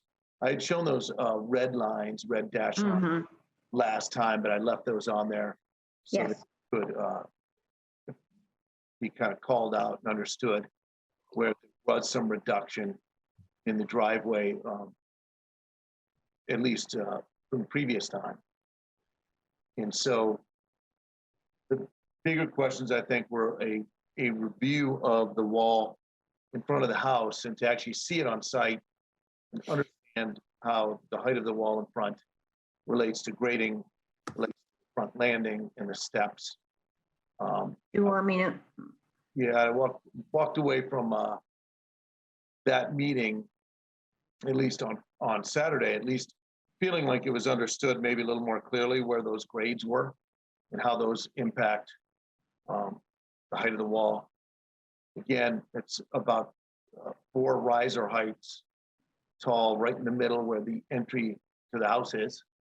And so it's about 28 inches in height, 2 feet, 24 to 28 inches. And then only 12 inches tall on the left-hand side by the left-hand front of the house when you see that elevation drawing that Andrea brought up on the screen. And then on the right-hand side there, it's still only about 2'4" to 2'6" inches on that right-hand side. So you can see that is kind of the tallest part of the wall. When you were out in the field on Saturday with the lines up and discussing the steps, also painted everything out in terms of the walkways and the landings. It felt like everybody got a little bit better understanding, at least from what I could gather. I think we answered quite a few questions. Yeah, and this is Justin Hayward. I'll jump in and say I had been concerned about the extent to which that retaining wall approached Main Street and the uh, I'll call them story poles, but the lines that were there were very helpful, and it alleviated a lot of what I had been concerned about. I'd like to add a couple of things, if that's okay. Sean, thank you for doing those lines and stakes and everything. That was really helpful. And, just want you to know that you do beautiful work, and we're always appreciative of the time and thoughtfulness and energy you put into them. So coming out on Saturday really helped me hone in, I think, on what my feeling the problem was. As we know, the house was raised 3 feet or so from the original elevation that we were expecting. And with that, the basement and windows on the right side of the house are fully exposed. This change from the application that the commission originally approved has created a kind of a glaring design. I call it a miscalculation, honestly. And I think, I want to add that this is exactly why the Historic Districts Commission was created, to avoid situations like this. Now we have this very large exposed space on the right side of the house that wasn't supposed to be there. So I think the problem is really the elevation differential between the top of the retaining wall and the grade at the right of the house. It's about 3.5 feet, and it feels very kind of glaring as you're coming up. It's exacerbated by the rise in the topography coming up from Lower Main Street. Also, that side of the house has an enormous plane because it is almost 3.5 feet of basement exposure. So I guess what I'm wondering, with all your marvelous talents, is there a way to bridge the gap between the elevation at the top of the right corner of the retaining wall and the grade at the right side of the house, so that those windows and that exposed slab of a basement is concealed and softened and diminished? Because that is, I think, where the problem is coming in. And I would say that the photograph is better than the elevation. If you go deeper into the package, coming right there, that photograph, I think I would agree with Catherine that face of the building is larger in proportion than it should be Yeah. to the front. And I think that's what's just sort of standing out as a problem. So I wondered if maybe a secondary retaining wall could be created from the right corner of the house to the north property line, with some stairs maybe going to the lower grade of the right side of the house, or something that could conceal that aspect of the home. I think, Catherine, if you look at the elevation drawing, so you can leave it on this picture too, though, is if you look at the elevation drawing, we'll get back to that. But in this picture, where you see that boulder that's in there, that's been moved, and that's essentially where kind of the bottom of the boulder is not going to be too far off of where the grade is, as that grade wraps around the retaining wall. So I don't have the lines, the pictures of the lines that we had up, but if you look at that area, that grade that's sitting at the bottom of the boulder is where that's going to sit there. Because I'm sorry, which boulder? This? Corner. By the corner, there's a boulder that was sitting there. This one here. Intention to drop there. Yeah, there was an intention, I think, by the builder to drop it there to help take up that grade. And our intention was, it wouldn't really grab all that front landing, and to be able to do that effectively. We're going to utilize that in the back, certainly. But along that side of the house, once that stone wall goes in, it's about 2 foot 5 inches is what it is, not 3.5. It's 2.5. And when it's 2.5 foot of stone there, it will blend into then that corner of the house. And in my opinion, that will lighten that up, as well as some plant material that will go there. Yeah, thank you, Andrew. You're right on cue.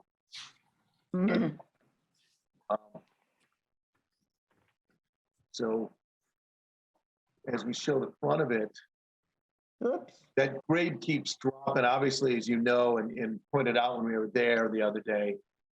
When you see in the photo from the house, the grade still drops off to the property line. But when we capture the corner of the house and still have some vegetation there, I think that is going to clean up that and also help it blend into that grade. I mean, we certainly could add some other wall back down into the yard, but I don't think it's necessary. And I guess I would be concerned that we were adding more hardscape into the yard, which I think I was hearing we didn't want. So that's the thing, Catherine, I was backing off of because I didn't want to add more retaining wall down toward that corner of the property, that kind of front corner of the property. Sean, if you added another retaining wall along that side, doesn't it pull it farther out and make it define more? I feel like it kind of would accomplish the opposite, which is trying to mask that more.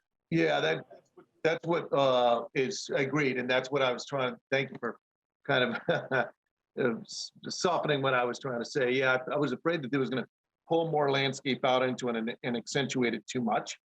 And I think you want to do that more with landform at that point. Get the wall the minimum height that it has to be, which I believe is in that 2'4" to 2'6" range, like we have drafted there.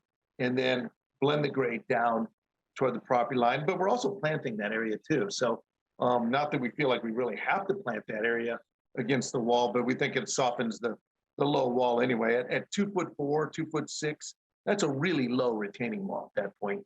That's so low that we don't need a guardrail. So it's a very low and manageable retaining wall, and one that we do on a lot of homes if we have this kind of grade change.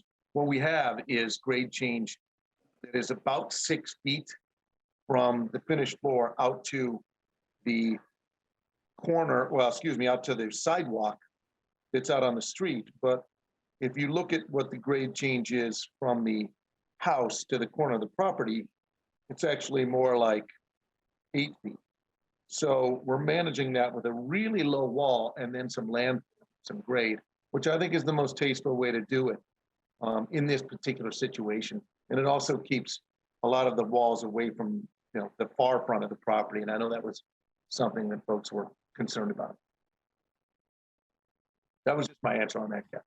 It can be done. I'm just afraid that it adds more hardscape, which necessarily wanting. And I don't think a 24-inch, a 2'4" to 2'6" retaining wall is oppressive at all. I think it's very welcoming, charming. I don't have a problem with the retaining wall anymore. I guess I have a problem with the grade change between the top of the retaining wall and the right of the house. And so, and I appreciate that the side view you've shared with us, where you have all the plantings and the silhouettes of the shrubbery and the trees and whatnot. But according to your plan, it's like 4 feet of a slope where those trees are planted. So there is going to be some, I don't know. Grade change, yes. Quite a bit of grade change there. So I just thought maybe there was another solution to hiding from the streetscape, from just straight on, hiding those windows and that exposed basement. Right now, that face of the house is probably the least appealing. That corner, which you see as you're driving up Main Street, is glaring out at you. I do think that because it sits up, if we did not plant it, you would have visibility to it. But the fact that we're planting it, again. Yes, but softscape though, the plantings are something that we're not supposed to take into consideration. We're supposed to be taking. Yeah, I don't know if Catherine, if maybe what's throwing you is, because there's a lot of houses, historic, original construction that would have, kind of that drop off with lands or drop off and you'd have exposed. I think what might be throwing it is that it's concrete and it's not a fieldstone foundation like typically is seen. I don't know if that's maybe what's throwing it, that you would have that dress normally and it would look more original. Like when you look at the side of the house, it just jumps out at you now is because you can see the concrete foundation, it's not original. That doesn't help, but I think Just trying to think of a way to soften it so that from this angle, without trees, because trees grow, they die, they get leggy at the bottom. If there was another way to bridge the gap between those two elevations, that's, I was just hoping for. I really think we're going to do it. I think it's going to be effective when you see the retaining wall in there, because then that grade's going to at least be lessened than what you see now, because it's kind of a big construction site and a sloping down with a big mound of soil in front. I think it's going to transition really nicely. Yeah, Catherine, it's unfortunate the house was higher than was expected, but I think doing a retaining wall or something would make it look like it's up on a plinth even a little bit more. And even if it was only 3 feet or so away from the house so that there was an area to put the AC unit, it's going to emphasize that slope a little bit more, because it'd be closer to the property line, and then that wall would end up feeling taller. I think it, in my opinion, I think that the landscape is kind of the softest buffer on that side. And is the final grade going to get up closer to that sill board, Sean, or is that much of the concrete going to be exposed? No, it'll be up against that. It's by code, I don't believe we can get any closer than 8 inches. The foundation itself does come up a little bit above the bottom of that baseboard, but it'll be right around 8 inches from the base of that, typically maybe 6. I'm going to ask a question just because hardscape could plausibly be involved at the risk of being out of order here. I noticed during the site visit that the corner of the building that's facing us in this photograph has the power drop, the electrical utilities tying up to that corner of the house. And as I say, I know it's a little out of order with respect to hardscape, but gosh, wouldn't it be nice to bury those utility lines? And it's a shame that those utility features are probably the most prominent item on the house with respect to Main Street. But again, that's a bit out of order with respect to hardscape, unless burying the utilities affected hardscape. No, I think you're ladies and gentlemen, we've been at this hearing now. This is our 5th meeting. Okay, this house was designed by Historic. My clients have put money into it. We are now, I feel like we're shoveling against the tide, because every time we come before you folks, there's another issue. Now we're dealing with the electrical drop. Before, it was about a stone wall that was too big. It looked like a chin. Now, one of your members is now suggesting it should go around the house, when you said that there was a water bubbler feature that shouldn't be there. And now we're talking about trees that we should not be considering, because what if they fall down? And yet in the first meeting, the complaint was the trees were torn down. I honestly feel that we're not getting a fair hearing here. I feel that the board members are being arbitrary and capricious.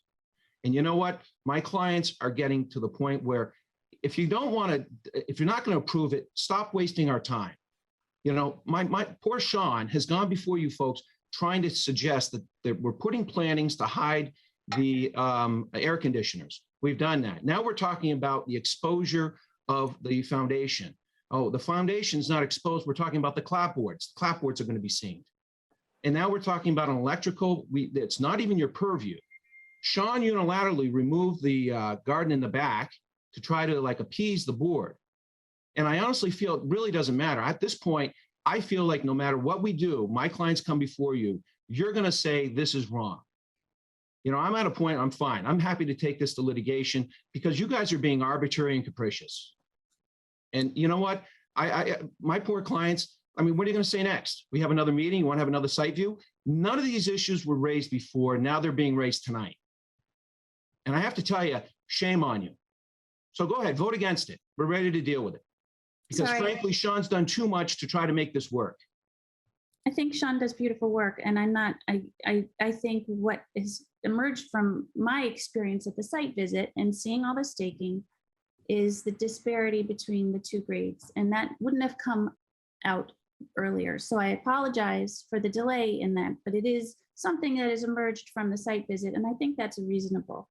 Well, you should have taken that up with Mr. Magner, who's the one who came in and misrepresented to this board. And my clients are now caught having to deal with this issue, whether we're going to put another stone wall in there to extend it around, which was an issue earlier.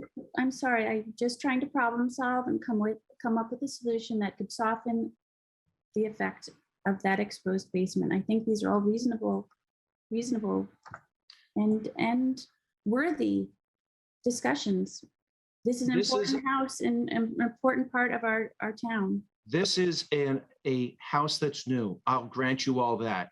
This house has taken in historic components. They have 6/6 windows. They could be 12/12. I'm surprised somebody hasn't suggested that. That's what my office is. And my office is a 1729 building here in Situate.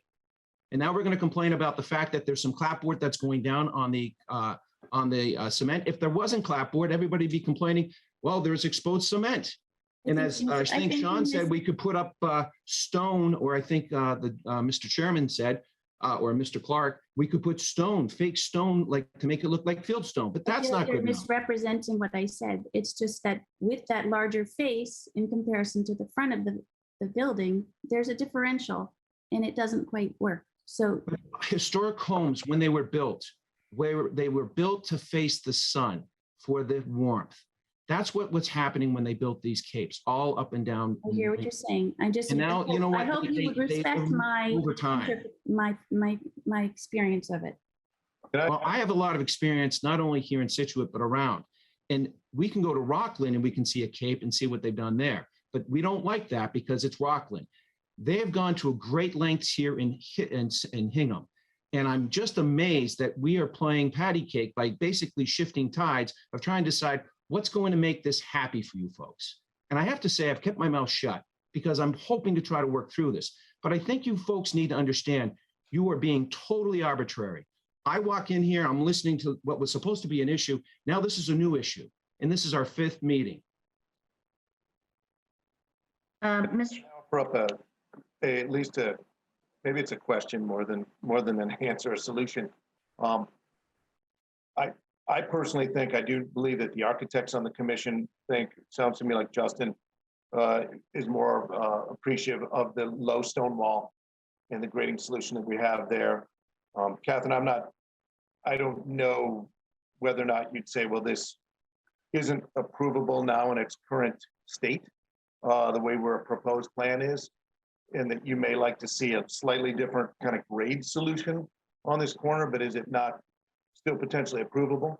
So I'd like to hear if there's objectionable pieces to this, whether or not, I was finished with the presentation or not. Are there things from the other commission members or for any of you that would be voting on this that have an issue with anything you see right now that make it not approvable? Because I think we have tried very hard to try to make it as approvable as possible, probably almost. I think you have, and may I just say that if for anyone who has a very strong objection, we need to articulate it in terms of why it is not appropriate. And I think that sometimes that's a little tough to do with brand new construction. So, Andrea, maybe I fit into that category. Since the very first meeting, I have said having all those parking spaces up on Main Street, totally inappropriate for a historic district. We've never allowed it before. And every meeting I bring it up again, and I think there's been a little trimming here and a little trimming there. We still, looks like we have car parking areas for about 9 cars. That is ludicrous. That is absolutely ludicrous. I've been up and down not only South Main Street, but also abutting streets, and there are more parking spaces on those properties than this one, Miss Pyle. It'd be helpful if you tell us. Totally arbitrary what you're saying. You point to me up and down South Main Street exactly where they're smaller. How about across the street, big long driveway that the neighbor has? I You don't were feel there, like you weren't there feeling on like Saturday, you're but not you being were there very the first time present. and you know what the driveways are around the area. There's plenty of parking. And you're going to say the parking's the issue? Please list it right now because I really want to see the arbitrary of this. Is it the parking, too much parking? Please put it down because let me tell you, this parking as proposed is no different than what was square footage than what was agreed upon by you folks when this was before you by Mr. Magner. So if parking's the issue, let's put that down, please. One of the things, Carol, with the parking is that we do have a single lane coming in like we would expect to and like we wanted to do, but you still need some room to get yourself over to that left space and into the garage. We also believe you need to have turnaround space, which is why we have the crushed stone area to the side of the parking area. We changed that. We did take off an entire area of cobble on the right-hand side of the driveway that was about 8 feet wide by about 32 feet in length. So we did take off a substantial amount there, and we took some off. So it has evolved. I know that that's the one point that you've been driving home that there should be less room for automobiles on this property. I do know that, which is why we did cut it back. We just might believe that cutting it back much further makes it more challenging to try to get in and around and circulate and be able to not have to back out onto Main Street, which is what we're trying to avoid. So that's a little bit of kind of, residential park in 101. That's something where we're saying Main Street's a tough place to back out onto. You know that, of course, and everybody does. And so where we cut back, you see the red dash lines, substantial amount of cutting back, a single lane coming in from the street that basically matches what's existing there today and matching the curb cut, what it is today. We tightened up the crushed stone parking area on the backside for the existing tree that was on the corner right by the property line. So we felt like this was still a reasonable amount, especially changing that kind of turnaround area into crushed stone. We felt like that was a pretty big positive and a good improvement. Sounds like you're saying we haven't tried it all, and I just don't think that's true. I think we've been trying really hard. So that's all I'd like to say about that. I just think we've tried pretty hard for the parking area too. Mr. Chairman. I want to add to this. For health and safety reasons, a turnaround is optimal here. I spoke to Paul Healy, who's an attorney and a former selectman and also on the zoning board. He had actually told me on Saturday, there have been a number of accidents a little further up from this property on the southerly portion where people were speeding on this road and can't negotiate the turn. So it makes plenty of sense to have a turnaround for a car to pull out than it is to back out. So I want to state that for the record, legally, a health and safety issue here. Thank you. Mr. Chairman, I think Sean had mentioned a couple of comments ago that he would like to hear from other board members.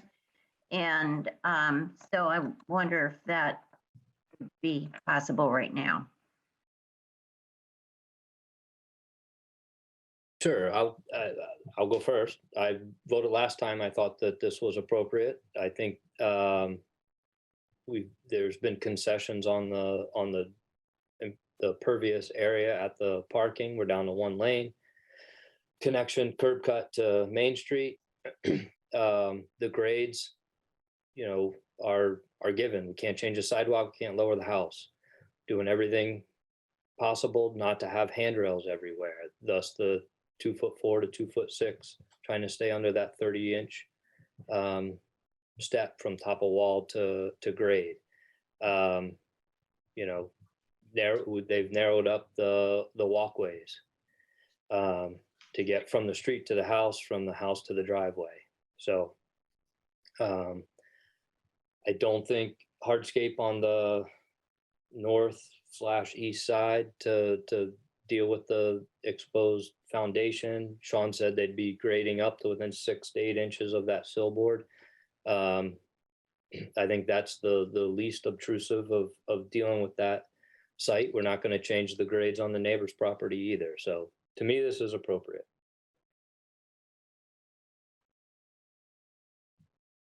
I think if I may speak, and I know I don't think I'm a voting member on this hearing tonight. However, I do think this is appropriate. I think the solution of the walls in the front is an appropriate solution. I think the parking, I think it's the length of the driveway. It is what it is. You got to get from the street to the garage, and a little, turnaround space, I think is appropriate. I think it's consistent with, the other properties in the area, and the fact that, the driveway as it reaches Main Street was narrowed to one car width as opposed to a double, I think goes a long way towards trying to minimize the impact of the parking. So I think, as I said, while I'm not a voting member on this, I feel it's appropriate solution to the challenge. I'd like to offer some comments. I'm not a voting member either. When I went to the site visit on Saturday and I was coming from the south, coming down the hill, and I thought to myself, oh, that really looks a little high on the lot. However, when I got to the site and looked around and have been observing what Sean has done and exercised repeatedly various methods to minimize anything that has been raised as not being appropriate, I think there's almost so much you can do without just scrapping the whole thing, which of course you wouldn't want to do. So I just think that every effort has been made to minimize anything that is offensive or not appropriate. Again, I don't have a technical background, but I do think that it's just the time to realize that this property can't get any more appropriate. Thank you, Mary Ann. Daniel, you had your hand up. Yeah, just as a new voting member, not having the history of, seeing the evolution of this live and in process and going back through the plans, you definitely can see those concessions. You see the sensitive nature towards this being historic. If this wasn't a historic district, I can imagine this being a lot different.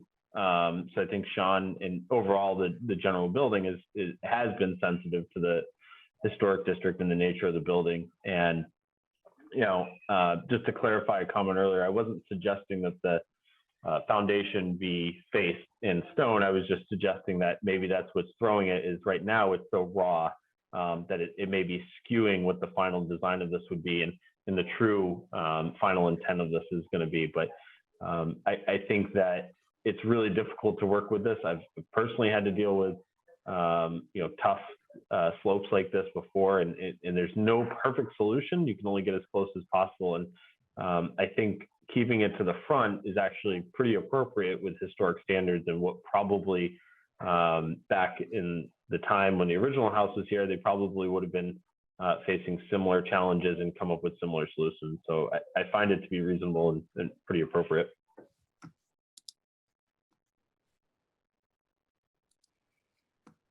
I'm sorry, I feel like I have to express my opinion here. Which I don't normally do because I'm just the mouthpiece, the middle guy. But in this case, I think I agree that every effort has been made to try and accommodate the board's comments. And I think we would be hard pressed to justify not approving this. Anyway, that's it. You're saying the board's justified in not approving it, Andrea? Is that what you just No, said? I said we would have difficulty justifying Sorry, not approving it. Just wanted to make sure I heard you. Oh, God, no. Thank you. No. Thank you. It would be a tough sell. I don't know how we. Thank you. I'm sorry. I misheard. No, that's okay. I'm glad that you asked. I do see there's at least one neighbor on. I don't know if anyone wants to speak up or make comments. I have to at least open it up. No comments. All right, Mark, thank you. All right, does anyone want to make a motion if there's no more comments? All right, I will make a motion. I'd like to make a motion for a certificate of appropriateness, 219 Main Street, for hardscape and landscape per documents dated October 7th, 2021, which includes an asphalt driveway, a 1-lane curb cut to Main Street, a crushed stone turnaround area, granite steps from the sidewalk up to the front door, a retaining wall of less than 30 inches to mitigate the grades in the front of the house, and some hardscape and landscape features in the back of the house. Is there any? I'll second that. Daniel seconds it. All right. Carol, how do you vote? I'm abstaining. Catherine, how do you vote?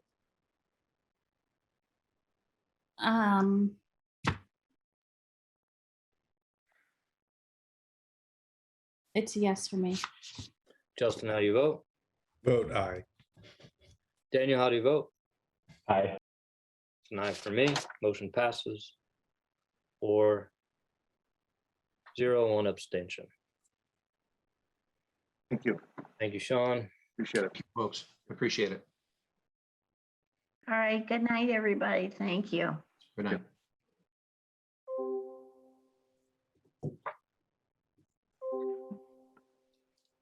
Last on the agenda, 608 Main Street. Good evening, everybody.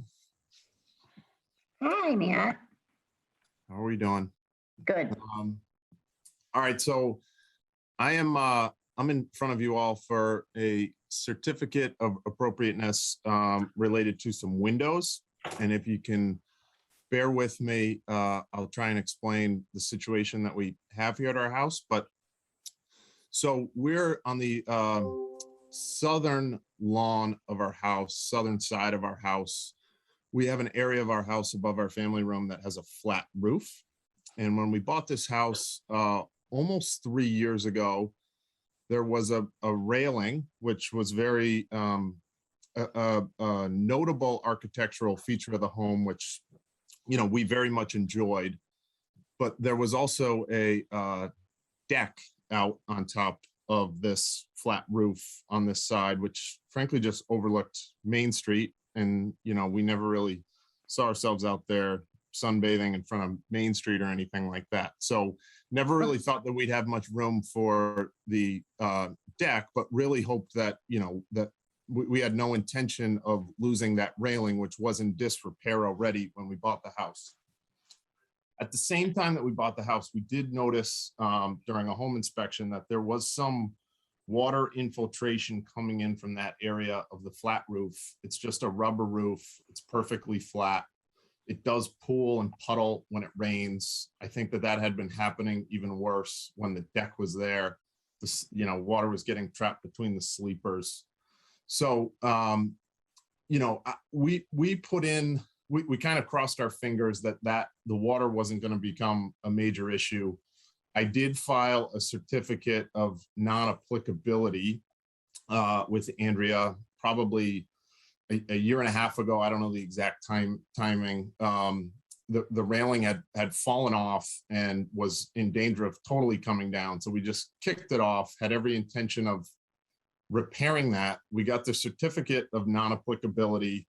Before we could get into repairing the railing, the water infiltration started to become notable. If you have the package in front of you, there are some pictures of where it's coming through. You know, there's about a 2-inch area in a corner of our family room where there's pretty notable water damage. And in the winter, there are times when the snow melts where we actually have to put something below it to catch the water. So long story short, before we get around to replacing the railing, which we're going to do, we had a contractor come look at the roof and they said, look, you really should add some pitch to this roof. So we want to add 8-inch pitch to the roof.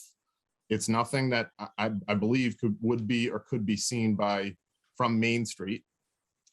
The challenge that we have is there's a door that used to access the deck that if we're going to put 8 inches, that pitch will come up higher than the door. So we'd like to take out the door and replace it with a window, replace it with the same, Marvin wood double hung 6/9, just like what exists on the other window, so that we can get that pitch in there. Yeah, it's the pictures aren't great, and I apologize for that. Well, I think we can get the idea here. Yeah. You're talking about. There's a nighttime picture, actually, if you go down a couple more. Sure. Yeah, thanks. So those are all pictures from when we first purchased the house. So this is, you can see here, that was the deck. And so in order to add the pitch of the roof, we need to replace that door. We'd like to replace it with the exact same style window of what's in the middle. And while we're at it, I've added a bunch of pictures. That bay window is completely rotted out and gets water infiltration when it rains as well. So that has been repaired from the inside with putty and caulk. And every time it rains, there's some pooling water down at the bottom of it. But we have no intention of changing the style or the finish, or, our intent here is to, replace it with another 30 pane large window wood and, but just new. What's the state of the glass on those panes of that window? So if there's 30 panes, probably 3 of them are broken. They're single pane. Are they wavy glass? Are they new glass? Are they? I actually don't know the answer to that, Catherine.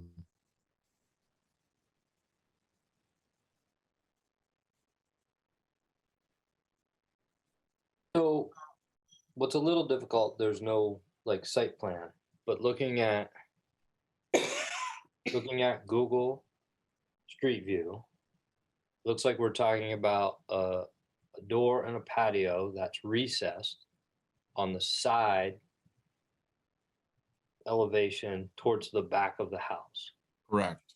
So what I don't understand, Andrew, if you can stop right there, which roof are we proposing to change the pitch of? That one up there with the railing? Yes. So where the railing is, yes, that's a totally flat roof. And again, when it rains or snows, it all just pools and it started to leak into our family room.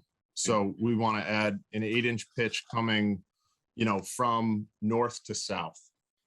So yeah, Andrew, stop there, please. Right there. This one right here? Yeah. So the little roof, Sorry. the roof on the first floor that's below those 2 chimneys, that doesn't get affected at all. Not at all. So what about the eave above those 2 windows with the shutters on the first floor and the porch? Does that eave change, or are you just going to keep that eave at the existing location and slope back? That eave is going to remain in the same location. So you're going to pitch back, and that's why you have to change the door, because the door is going to get shorter. Correct. And it's just the door that gets replaced? Is it those windows? The middle window is fine. It's the door that needs to be replaced in order to add the pitch, and then the window on the right is, yes, in terrible condition. Yeah. The window looks like an unusual window, though. From the photos, it looks like it's a curved window, and I don't know how you will be able to duplicate that with a new window. Will have to be a custom. I've never seen anything like that in a newer format. It's probably something that will have to be custom to achieve that curve.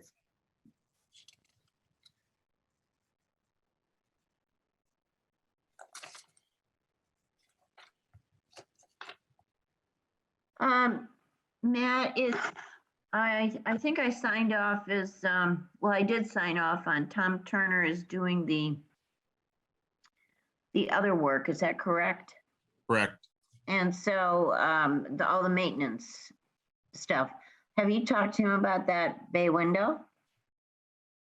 I haven't gotten, he hasn't given me like the actual specs on what that window would be, but it's, you know, we love the look of the house. You know, our intention is not to change it at all. It's just to fix, you know, the issues with water that we're dealing with, and that's the master bedroom, and then right below it's our family room.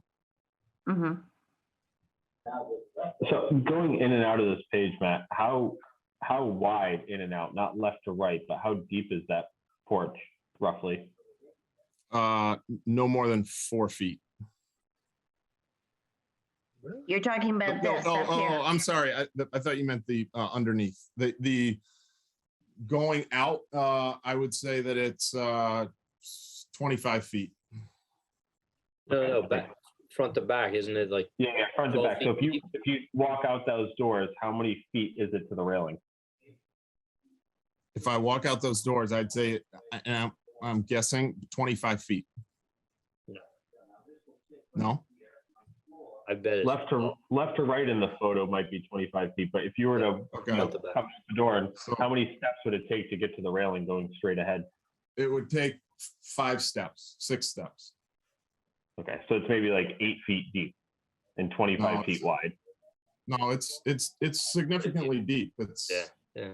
It's If you look on Google, like Google Earth, like Google aerial view, it looks like it could be upwards of 20 feet. Yeah. Okay, so it's 20 feet by like 40 feet. Yeah, that sounds closer. Okay. I don't know if it's quite 40 feet wide, but yeah, it's probably 20 feet. So that bay window might be tough to even see from Main Street. I don't believe, if you just look from here, right? And so, you know, we got to figure out the windows, but the actual pitch of the roof, you know, you're just coming down and you're standing on my lawn here is, you know, you're just coming to the bottom of the windows, and the pitch isn't going to come up that high. Yeah, has the contractor looked and see what the existing roof buildup is? Just because the reason I ask is if it's a built-up roof or whatever it is, there may be height there. So like if you're taking out all the old roof, you may not need to actually build all the way back up, right? It may be flat, but there may be some buildup to it. I just trying to wrap my head around if you really need to come up 8 inches. Also, if there's a rubber roof, there's a rubber membrane with a decking on top. Is that what, or is it just a flat rubber roof and with decking on top, or is it just rubber, exposed rubber? It's just exposed rubber. Sometimes over time, rubber roofs can degrade in the sun and they only have a certain lifespan. I wonder if it had been thought about of just replacing the rubber with some great flashing, and that could maybe give you what you need to achieve.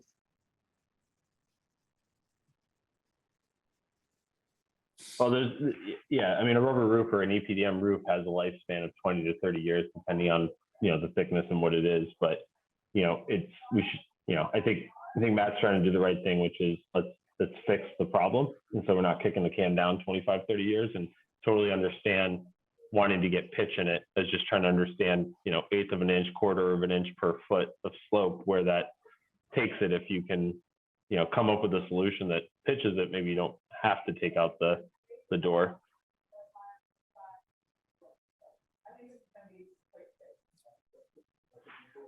Yeah, I don't know the answer to that. I'd say that there's that, if you go back to that nighttime picture, Andrea, and I apologize that this is. Is it up further? No, it's down further. Is it down further? Yeah.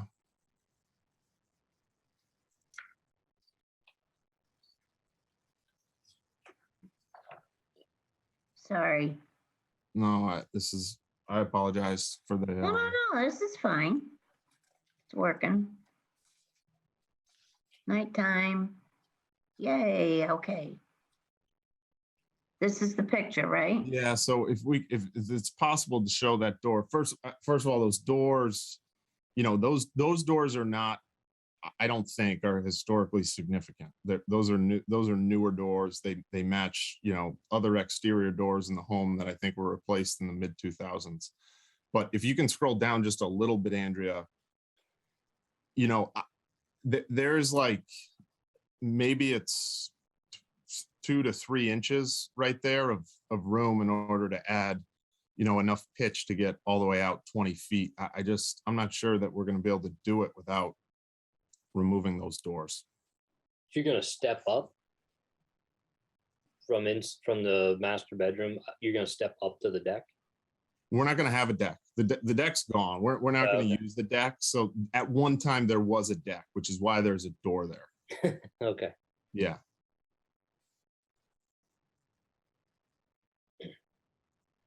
I guess just to go back to the bay window, this side of the house from the south is fully exposed. So you do see it as you're driving down, driving north on Main Street. So I guess I'd love to have an assessment on that window and a suggestion for what you would be replacing it with.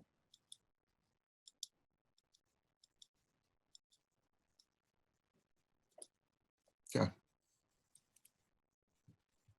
Man, I'm not clear where that bay window is.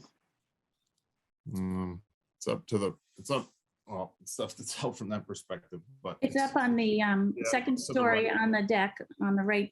Oh, okay. Right side.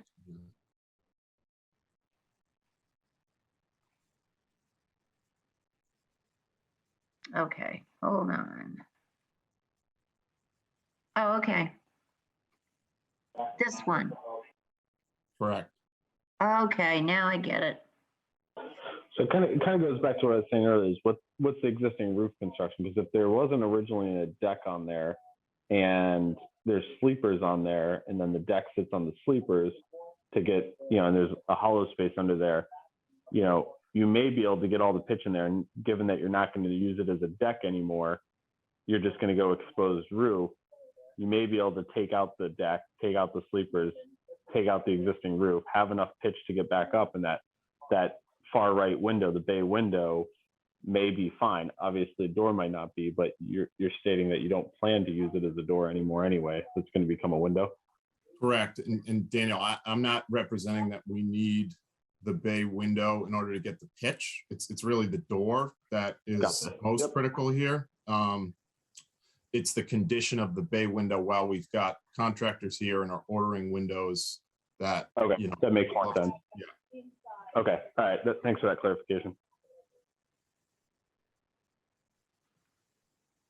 So,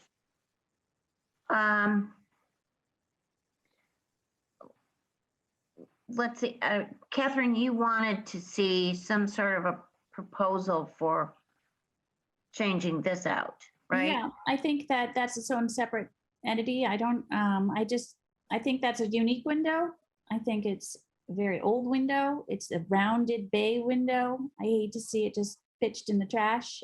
I don't know, I can't tell if there's any wavy glass in there, but I mean, there is full exposure on Main Street. So I guess if we're preserving wooden windows, then I think this is an interesting one and a charming one. And we don't have, and I'd also like to see what would be proposed to replace it with. Can we deal with the door situation at least tonight?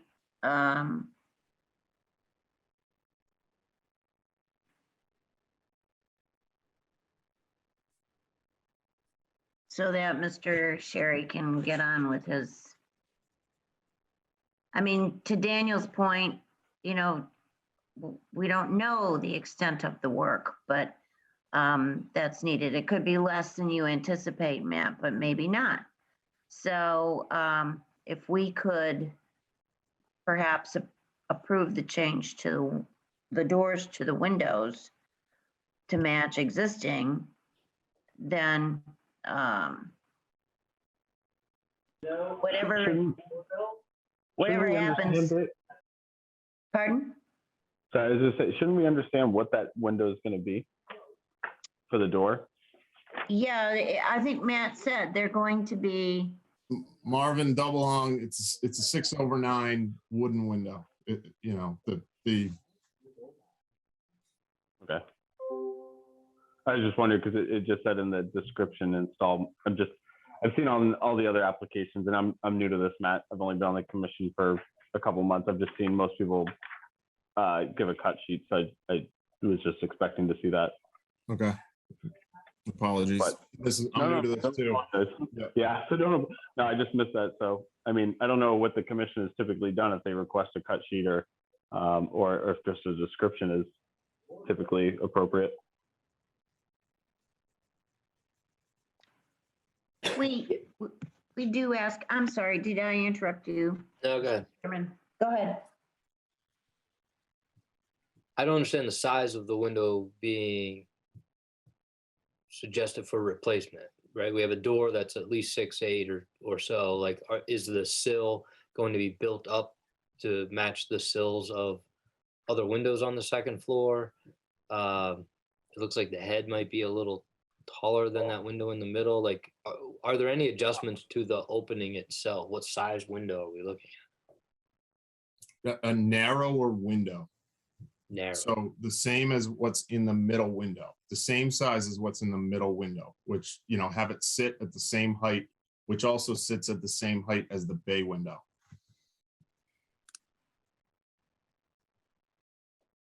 And this one is 6/9? Yes.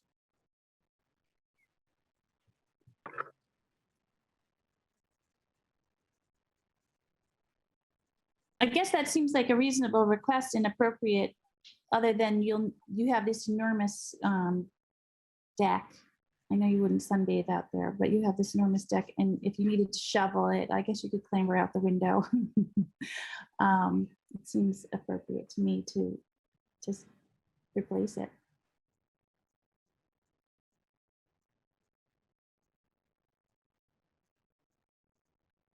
Any other comments? So we want to focus on the door. We're gonna take out that 6'0" by 6'8" door and replace it with a 3'6" by 5'0" window. 9/6, 6/9, whatever it is.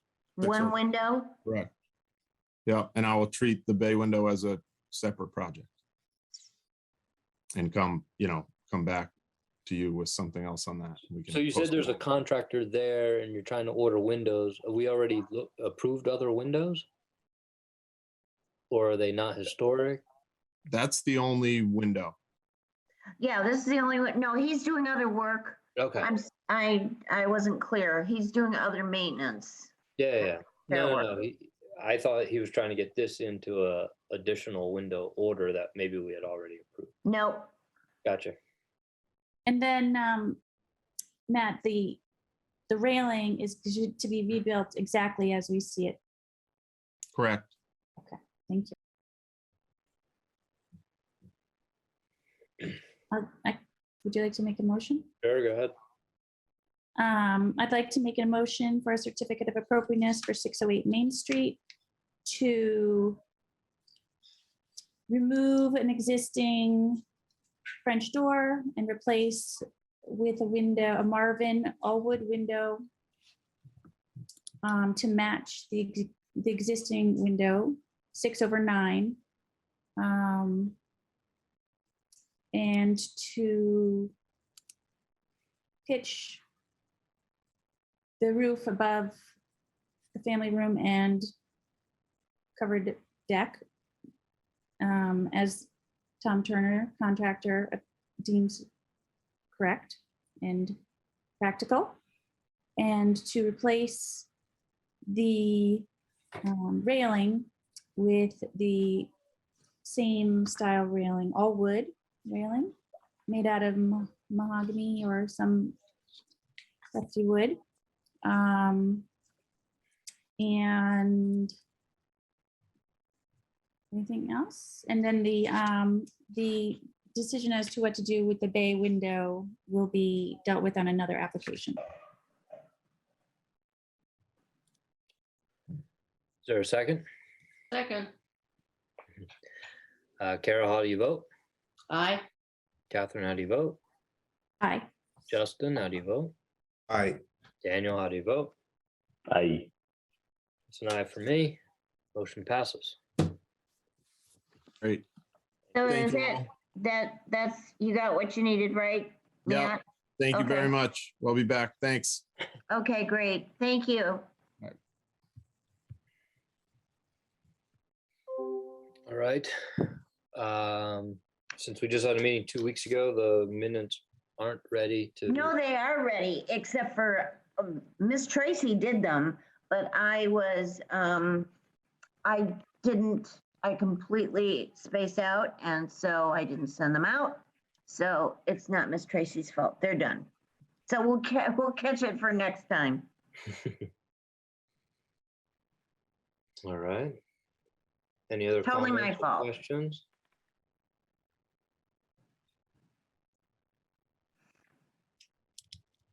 I feel like I should have spoken up when the attorney was berating or expressing his frustration, but Don't feel that way. It's better to let people go on and on and on so they hear themselves. We all got a good hearing of what that fellow is. It was all right. You know, he's doing his job. That's what you do, right? Yeah, rather rudely, yeah. No, you have to be outraged. So he was clearly outraged. So anyway, but we can't talk about that anymore. We're done. Okay, so I'm setting up, we've got lots of stuff coming up. We've got to set up a site visit for 3 Home Meadows. And he's going to put story poles up. And will those story poles show the height, I'll call it above sea level?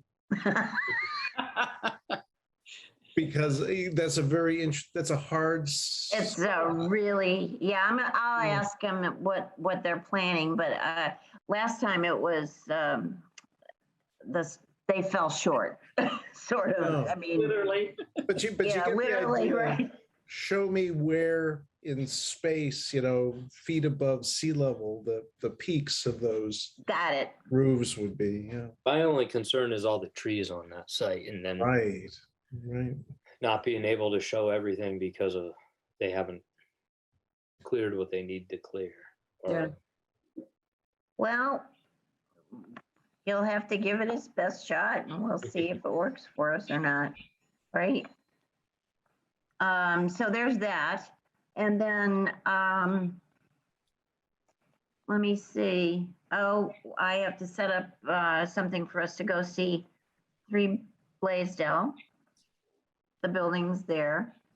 And let's see, the Decemberals will be back to discuss their windows and then we got to go and have a site visit at Kristin's at 650 Main.